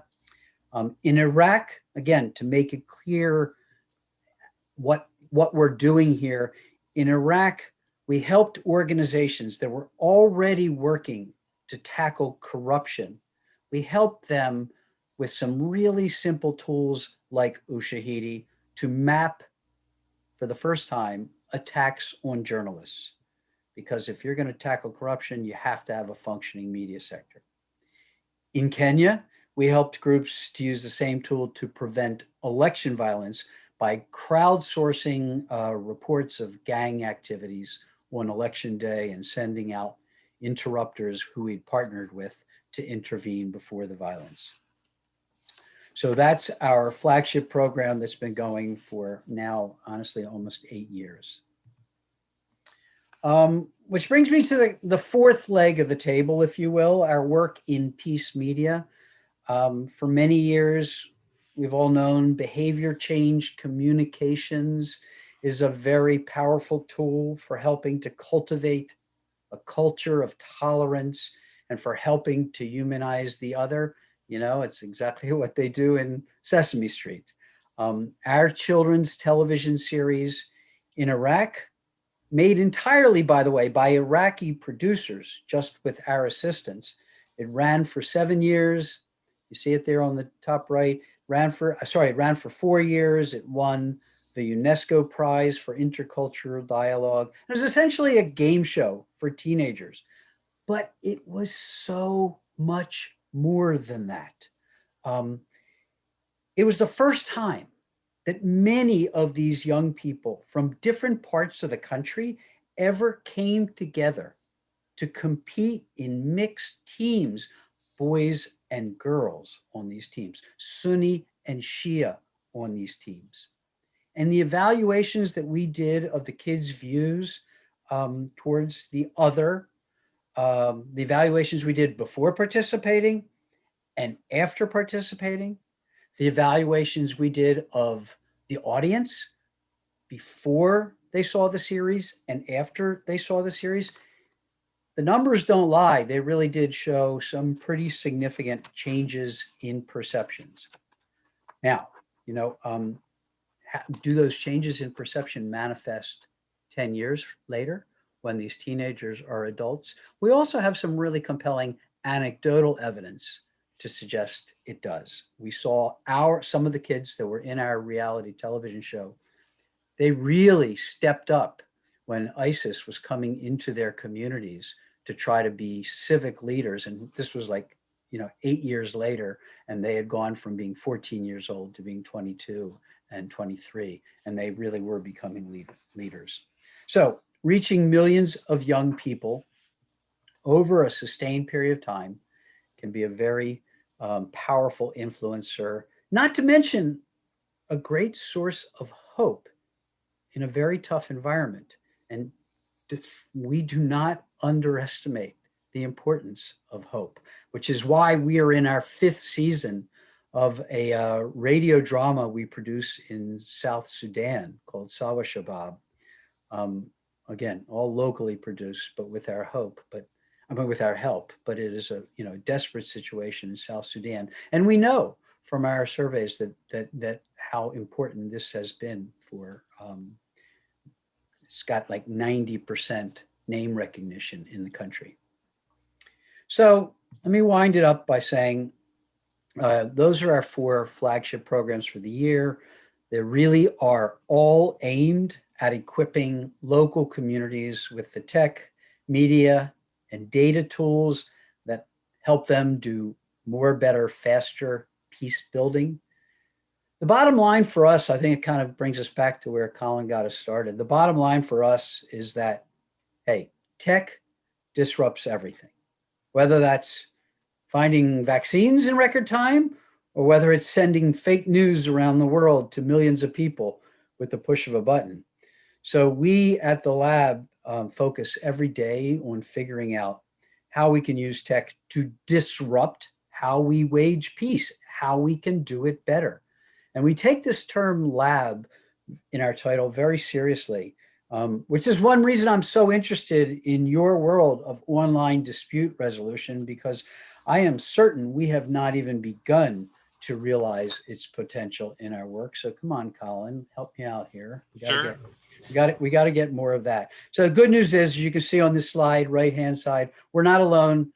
Nearly every day, we meet another person or organization developing a clever way to use tech to prevent, to counter violence in their communities. And that's why, in Fast Company magazine, they called it a movement, which we never anticipated when we first coined the word peace tech back in 2011.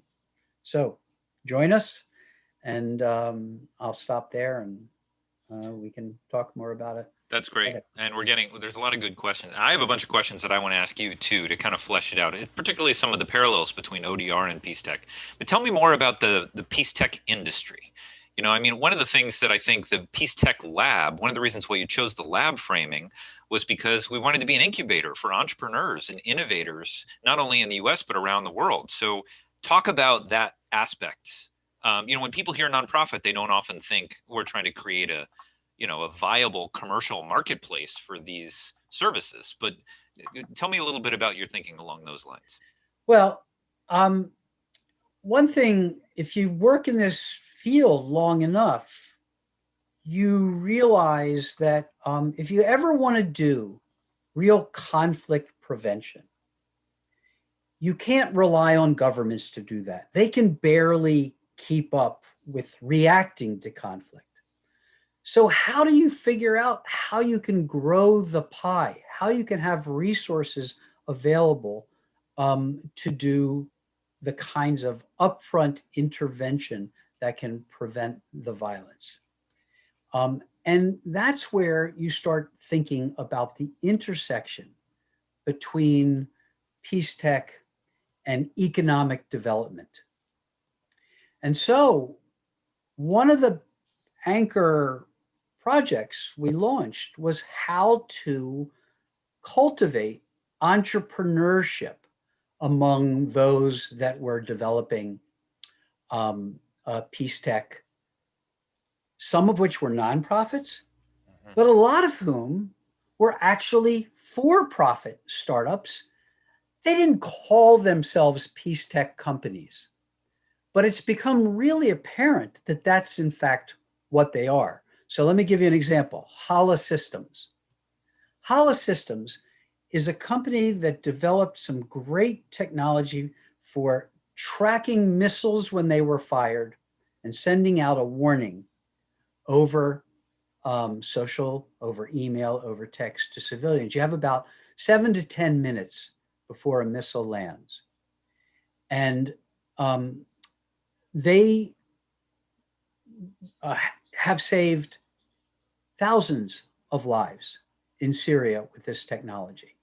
Well, the same technology has also been used and sold as a means of enabling governments to prevent poaching. It's got multiple applications. And ultimately, this company, Hala Systems, attracted $1 million investment from Mark Cuban, from Shark Tank. So it became apparent to us that there were a lot of companies out there that we're developing some really important technologies to help tackle the drivers of violence. But if we could get them to think about it as an industry, then we can start attracting more capital, and we can also build a certain amount of excitement among those companies for sharing their lessons learned. Every single one of these companies are a double bottom line company, minimally, if not triple bottom line. They're all delivering profits, and they're delivering a social good. So yes, there's edutech, there's fintech, there's lots of other, industries out there that are growing up. But this is one that is fundamentally rooted in both the technology and the social good, the technology for profits and the social good. And I think it's got real legs as a unifying factor. Absolutely.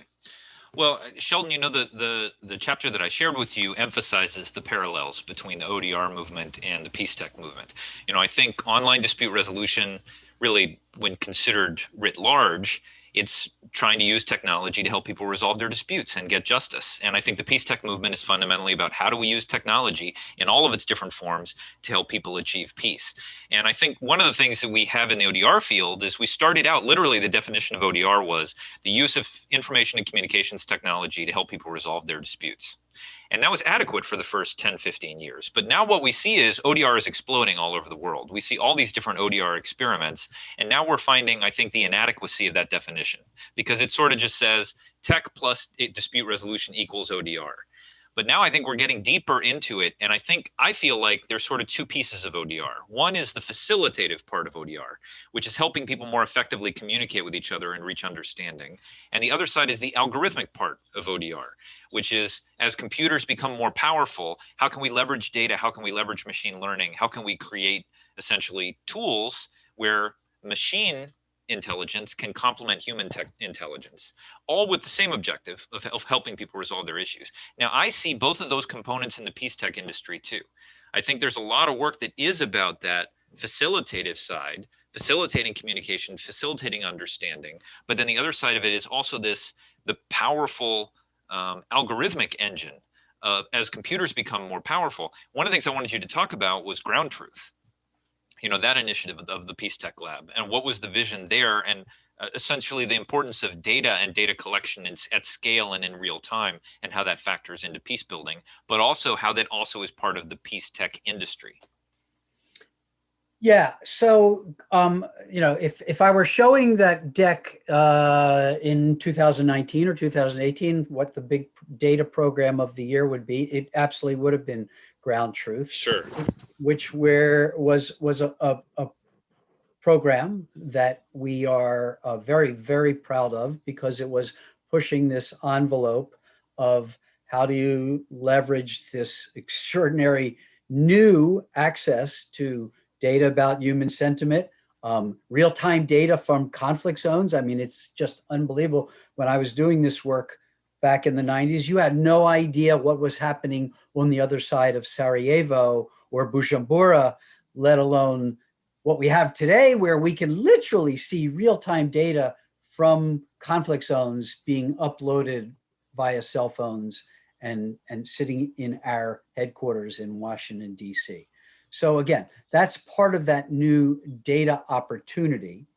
But the thinking behind Ground Truth was, and still is, again, that the data that we are studying for conflict prevention also has huge value to the private sector. No, let's acknowledge right now all the different privacy issues, all the different risk issues. Absolutely, those are very, very serious issues that have to be grappled with. But if you can deal with those issues, you have the opportunity as peace builders to create a product that we know. We presented it to 35 Fortune 500 companies. We universally received, yes, we are very, very interested in the data that you are collecting and your take on risk, enabling companies to understand risk better. So again, what's really changed not only is how technology has changed our access to the information, but what we haven't really, we just haven't taken full account of yet is the interest that companies have in places which were once considered to be economic wastelands. So today, the Fortune 1000 companies, I mean, when I used to go to them in the 90s and say, can you help support this initiative in this country, in Nigeria? Can you help support us doing this in Macedonia or whatever? And their answers would be, well, not really. Those are not our markets. We don't really have that much interest in those places. Well, today, all that's gone, right?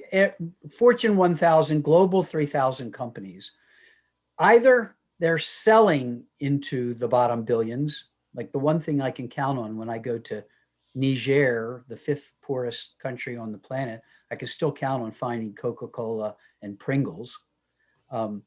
They're either selling into the bottom billions or their supply chains are coming from them, digging minerals out of the ground in these places. So long story short, international companies have a greater interest than ever in stability in these countries. So I believe that there's an opportunity again for us to rethink the way we look at data, the way we approach conflict management, and who funds this process. Right. I think we have a chance to grow that pie. Colin, I just say one thing about your distinction there. I really find your taxonomy interesting between algorithmic and I think what was the other one you were saying? Facilitative is the term that I used. Yeah. I find it a really interesting taxonomy that is quite helpful today, but it also reminds me of when we used to talk about using media in conflict prevention versus using technology in conflict prevention. It's a distinction that's going to converge pretty quickly. Well, I think that this is a very important point, and I did put a link in the chat about this show that just debuted yesterday, which is Ice-T's new show called The Mediator. And I don't know if people have seen this, but he actually is on TV mediating disputes on a reality TV show. I mean, one of the things that the dispute resolution field more writ large, but also the ODR field, I don't think we've thought that much about the power of media. You know, when we talk about technology, I would say 99% of what we're talking about is the internet and its case management systems and its software and its filing cases and its mobile apps. But, you know, one of the things that I've learned from the peace tech side is that media is enormously powerful.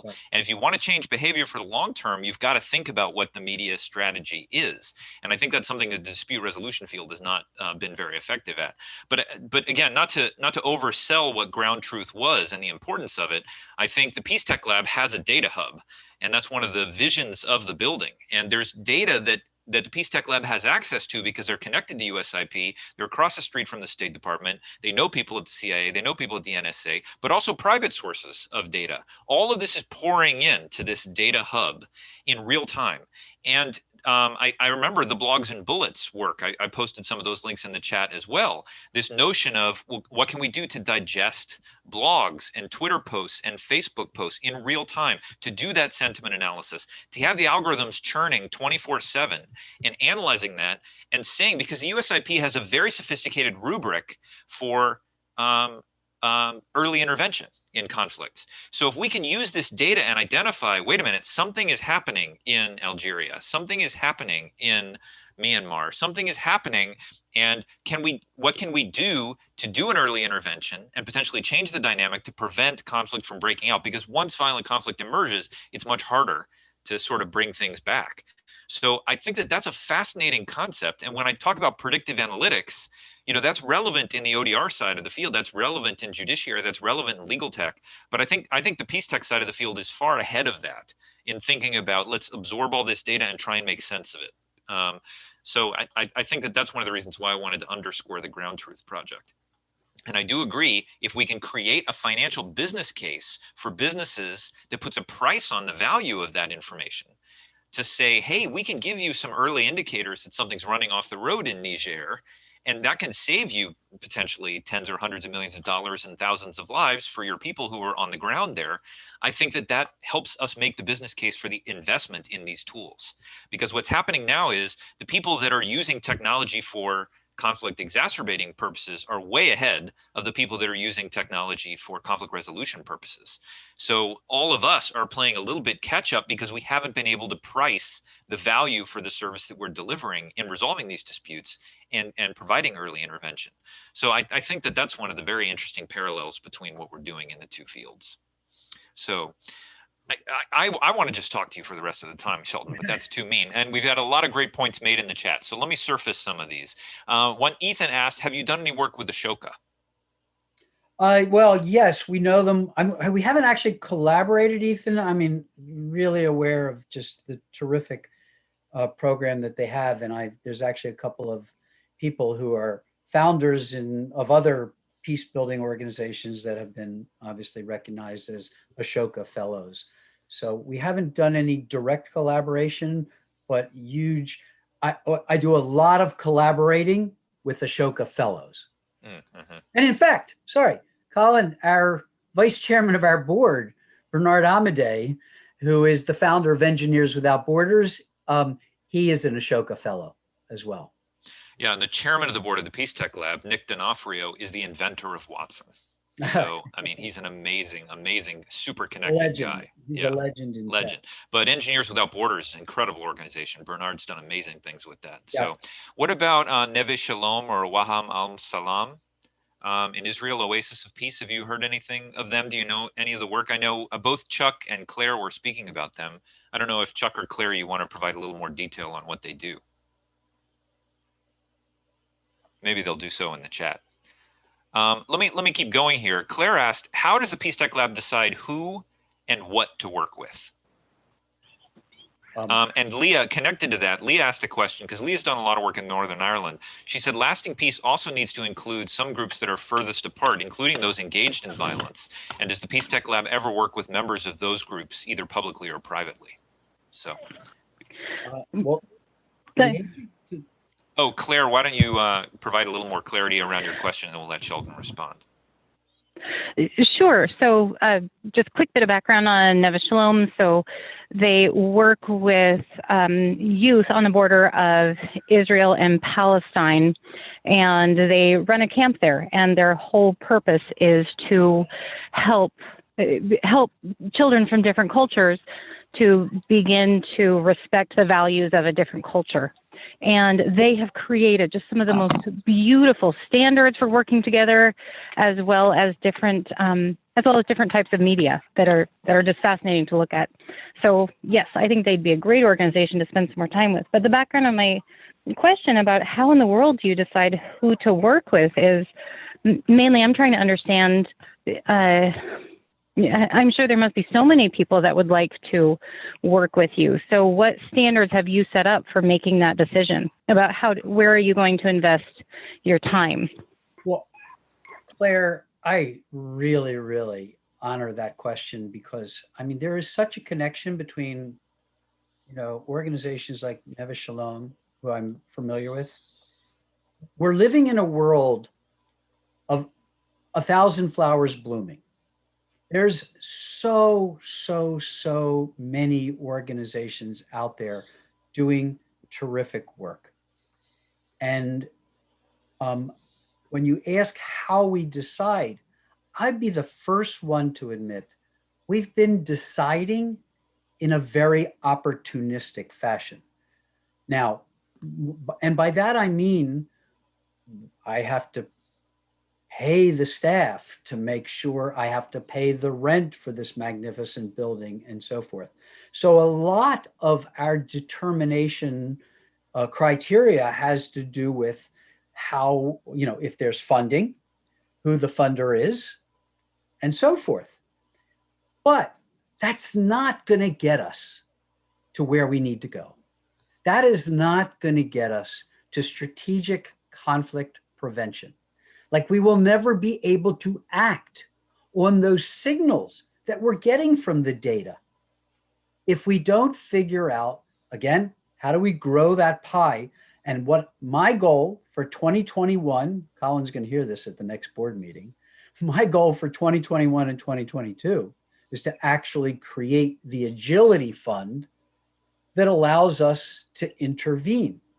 We have had numerous occasions where we saw the handwriting on the wall. I mean, just when it came to our own election in the United States, 18 months ago, I wrote an op-ed piece about all the signs were there of election violence in America. Everything that I had experienced in the last 25 years was happening in this country. And we needed to act. We needed to take some basic steps to monitor social, to reach out to the organizations. And yes, we reach out to organizations on both sides of any conflict. We have to if we're going to do this kind of work. But we really didn't, have the resources to do it in any concerted way. And if we did, who knows what we might have been able to prevent. But yes, so that's where I think we've got to go. Well, yeah. Sheldon, from opportunistic intervention, based upon resources to more strategic intervention. Well, I think a lot of people get into dispute resolution because they're interested in peace building, and then dispute resolution is like, oh, this is like, okay, this is kind of like peace building. It's like practical peace building. But peace building is something you do over there, and dispute resolution is something you do here. And the thing that was amazing to me about all of the social palpitations in the United States was suddenly all of the USIP frameworks for encouraging doing early interventions and seeing warning signs. I'm starting to see that in our own country. I mean, when you think about the priorities that USIP identifies for are things like promoting secure and sustainable livelihoods for all groups of citizens, enhancing social and community cohesion, encouraging entrepreneurship and economic development. I mean, all of those indicators were going in the wrong direction in the US. So that was one of the reasons why I think your antenna were out and you started to say, hey, wait a minute, some of this stuff is now relevant in the US. So I think that was a very smart pivot from Ground Truth, which was very internationally focused, to the COVID violence tracker, which was very relevant within the US in the more recent context. But let me emphasize some of the commonalities again between ODR and Peace Tech. And I want to sound this out with you. One of the things we found in the ODR field is there's a lot of resistance from incumbent players. When ODR first came out, we had resistance from the Bar Association. We had resistance from the judiciary. There were lots of people that would tell us it's never going to work. You have to do it online. The Constitution requires face-to-face. And then, I think there's a quote from Gandhi that said, first they ignore you, then they make fun of you, then they argue with you, and then they say, oh yeah, we knew you were always right. And again, I sort of feel in the Peace Tech context, Peace Tech has encountered some of that same resistance from the establishment, maybe from governments, maybe from incumbent NGOs. And I mean, I know I've experienced a little of this, but I know you've been really on the front lines there.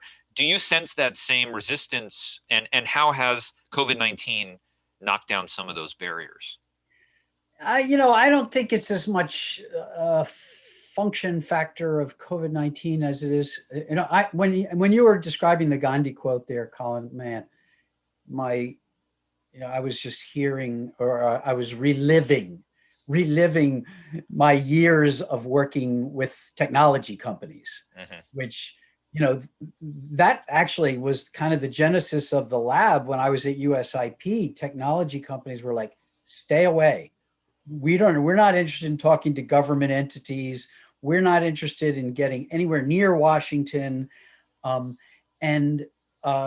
we spun out as an independent NGO, and we still found technology companies, we got to move 1,000 miles an hour. We got to make money while we can make money. We don't want to have these discussions. But look what happened. I mean, it became really clear that their platforms were getting hijacked for harm and hatred, and that it was starting to threaten their business model.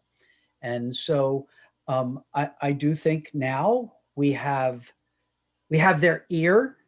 That is not to say we have their wallet share. We have their ear. And we're able to engage in some useful conversations with them. But we still have a long way to go. And by the way, I think it's very important that we, in our field, we don't go into this thinking that Facebook is a public utility. It's not. It's a private company. It's going to do what it does. And, you know, it's responding to the threat of regulation and other things and fines and so forth, which is making them more attentive to what we're saying. But we got a long way to go and a short time to get there, to be honest with you, because I really believe that the information environment that we're all struggling with, the fact that, you know, disinformation, misinformation, fake news is the currency of the realm these days. It's almost becoming accepted. Is, in my view, personally, I believe it's an existential crisis on the level of climate change, pandemics, because I don't see us being able to deal with those kinds of borderless global problems unless we establish some sort of standard for what is a healthy information environment. Absolutely.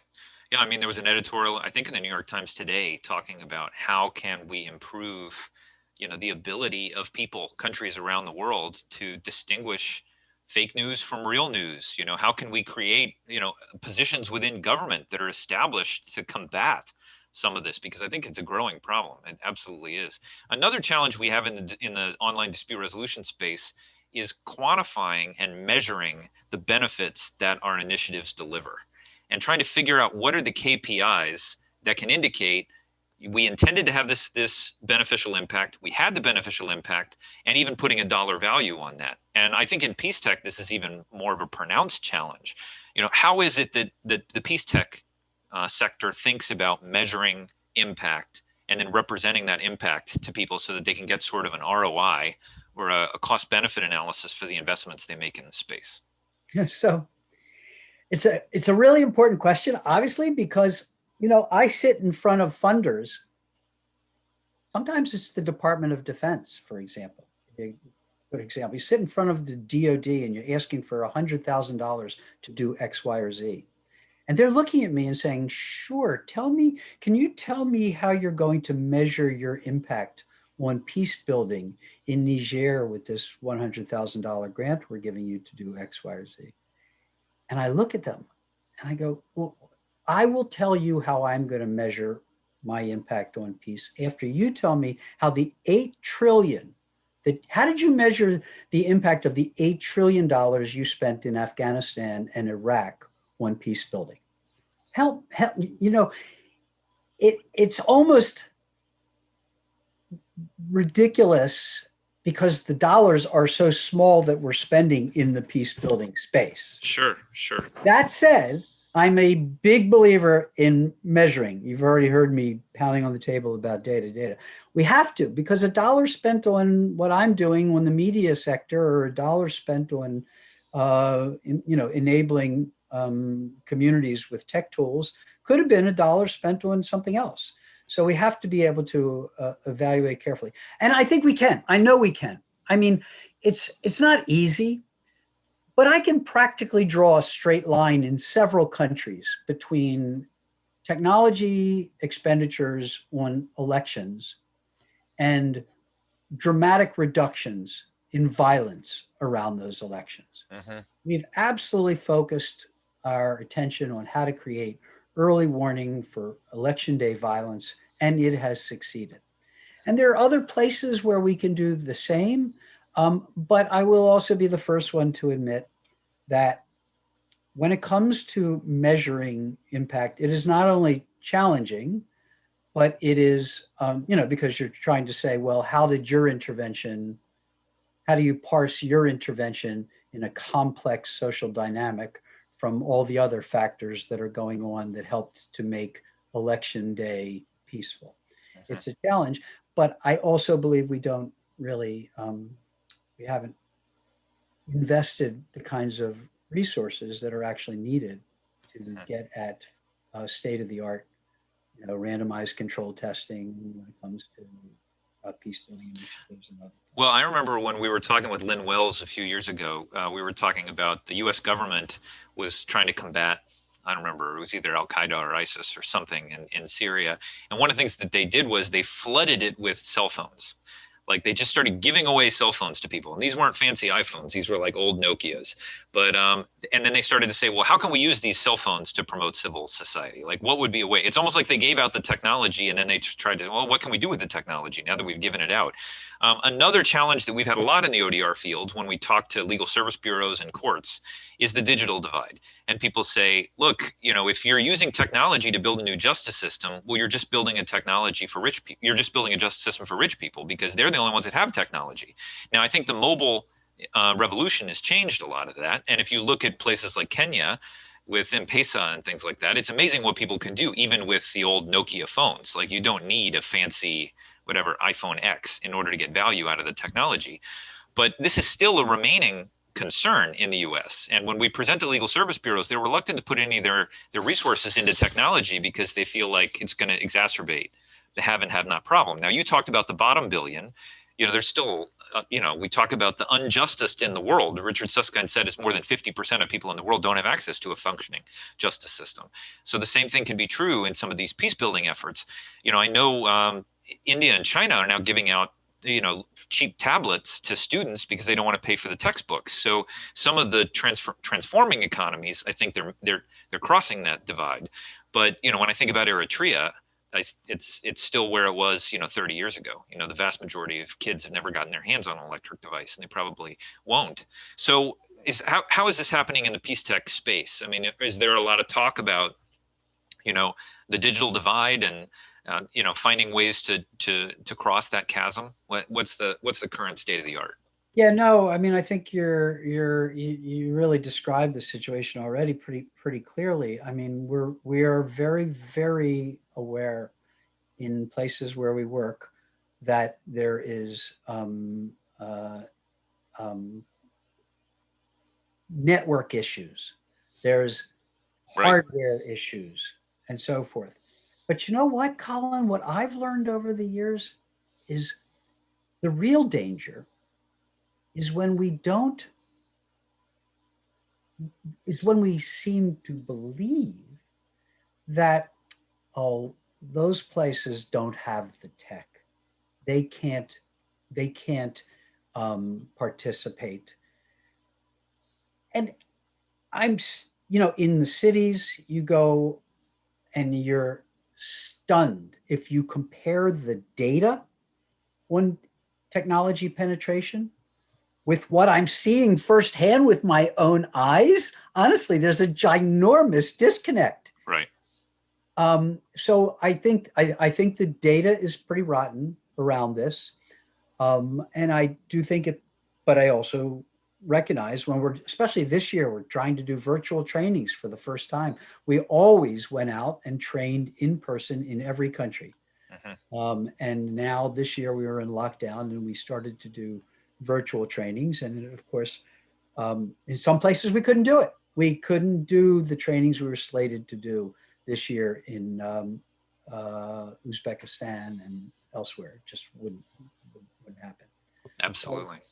Yeah, it's a problem, but I also think you'd be amazed at the extent to which the technology penetration has occurred in the most remote locales. Mm-hmm. Well, I will say we had a presentation earlier today from Niti Aayog, which is the think tank for the Indian government, and they've announced that they're going to make ODR a mandatory component of the justice system. When I was in India, there were people who slept on the street on cardboard boxes every night and had their phone next to their heads because that's their lifeline. That's where the work is the next day. So I think you're right. We can't be unidimensional in saying technology is for the affluent and the poor, they're never going to have access to technology. So let me also tell you one story about the intergenerational element of this, right? So you mentioned India. We were doing a training on countering gender violence in Mumbai. We had 50 organizations here. And in walks a group of 3 13-year-old girls. from the Dharavi slums of India, one of the poorest places on the planet. They come in with their mentor, and he plugs in his laptop and puts up on the screen a presentation that the girls, 3 13-year-old girls, who they present the mobile app that they had designed. They had downloaded the MIT free app maker. They had worked on a shared laptop with a mentor. They had created a mobile app to counter gender violence. You push one button on the phone, it sounds a loud alarm, it sends a message to your network, anybody you've put on your network, and it locates you. These are 13-year-old girls from the Dharavi slums. Mm-hmm. Now that just tells you, like, you know, the old Wayne Gretzky skate to where the puck is going to be. That's where the world is going, folks. This generation is incredibly savvy and connected with their tech and making things happen. Now, the story doesn't end there, though, because a year later, these girls who literally have nothing in the Dharavi slums, they live in a communal setup with barely, multiple family members in one room, etc. They had a fire. They had a fire in their homes, in their corner of Dharavi, and everything was burned down. They lost their. They were literally sleeping on the streets on cardboard after that. And their mentor reached out to us, and we did a Kickstarter. And within 2 weeks, we were sending, I can't remember whether it was $10,000, $20,000 to these girls. This happened about 6 years ago. And they were able to rebuild their homes, get back their beds and have a place to sleep. But that's the other, amazing thing about this ability of technology to reach out to the other side of the planet. They called for help. We were able to respond, and our networks all started to contribute. And that's why we really, really believe in the power that we have at our fingertips to amplify, to use tech for social good. And we just feel like we haven't even begun to scrape the surface of it. Well, that's a very powerful place to leave it, Sheldon. I mean, I will say, when you had one of the conferences that you invited me to, one of the summits in DC, and you had a room you could walk into and sit down and have a conversation with some young women in Afghanistan, like they're right there. I mean, it was amazing. I mean, the transformative power of technology to achieve some of these changes, we're just wrapping our brains around it. I still get the sense. It's amazing to me that we're having this conversation today. We have representatives from 25 different countries. It all comes together. It's like nothing. Okay, well, fine. Well, tomorrow we'll do with another 25 countries. So let me just say, I could keep going with you. I feel bad if I crowded anyone else out. Does anyone have any comments or questions? There were a couple excellent comments in the chat. I think we touched base on most of them. Does anyone have any last comments or questions they'd like to raise with Sheldon before I hand it to Ethan?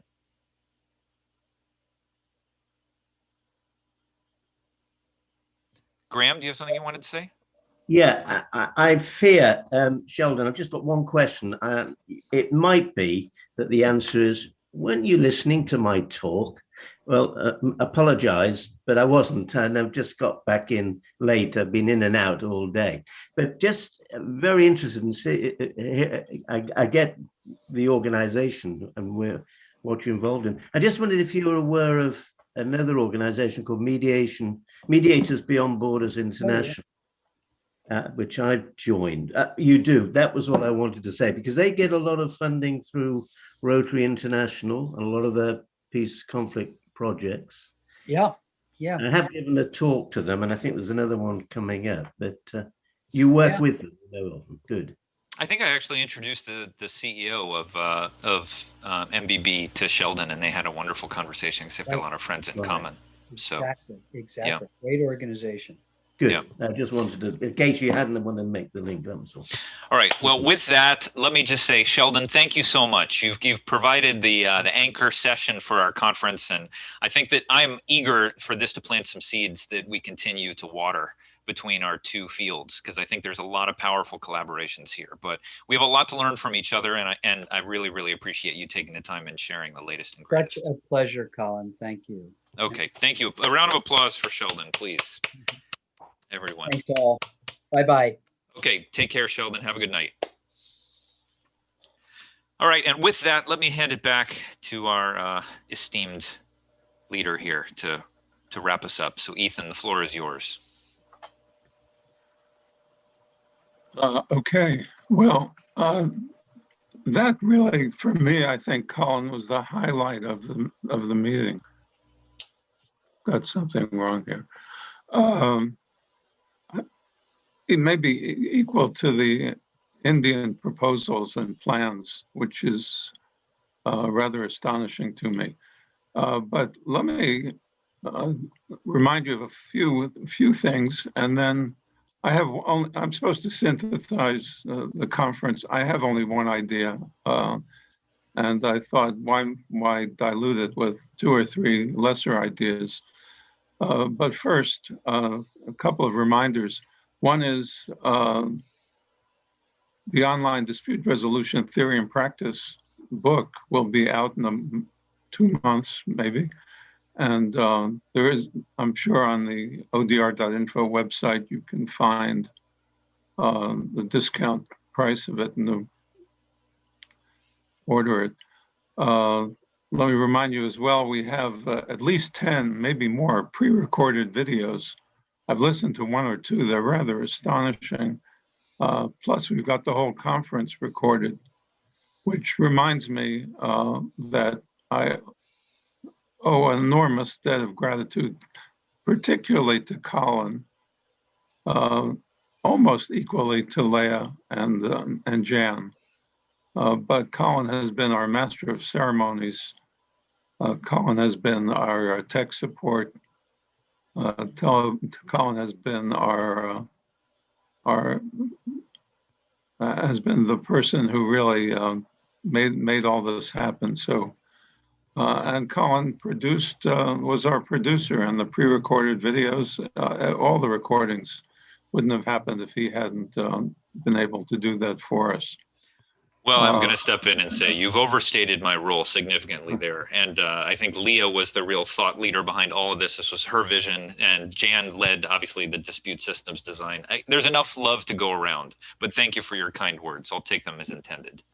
Fine. But I want to also, I should note, Colin is Colin doesn't have an official position in iCoder, but he is the moving force behind iCoder.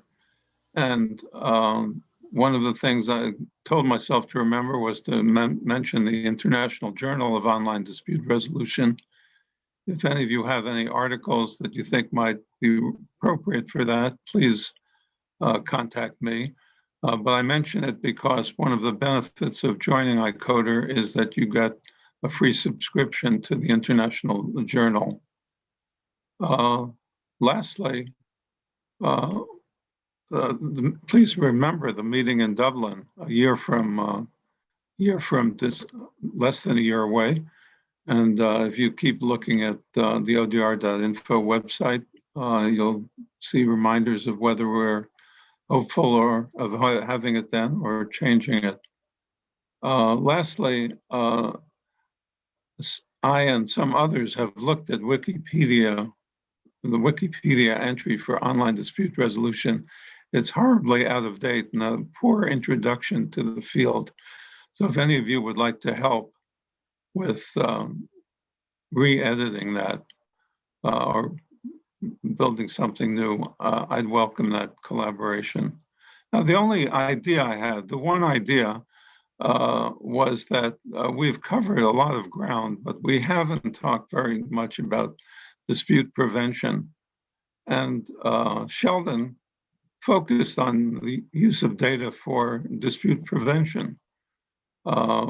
We recognize that the production of data is one of the classic benefits of ODR, but we still don't use that data very much.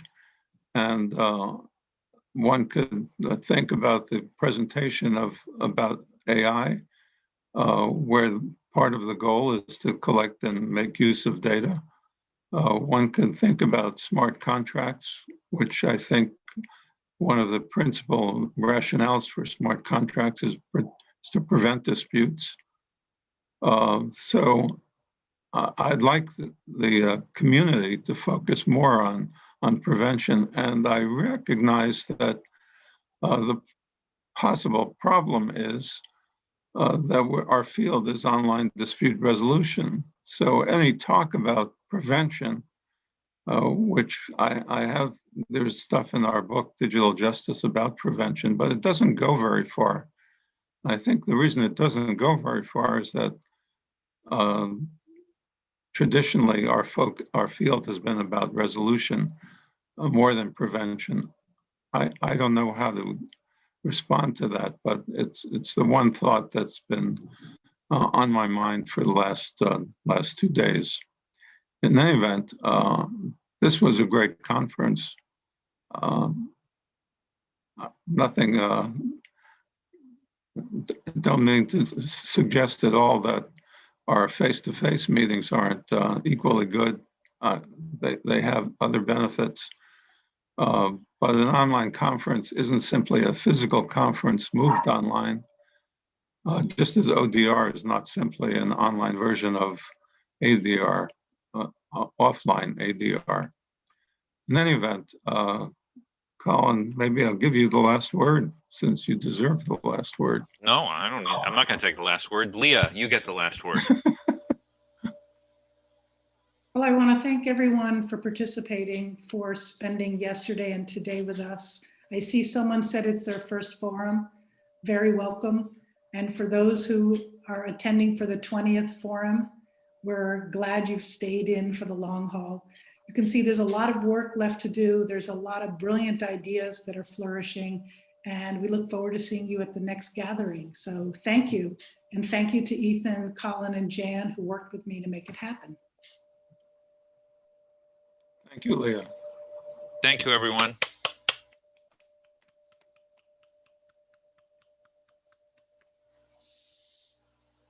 Take care, be well, and hope to see you in Dublin. Yeah.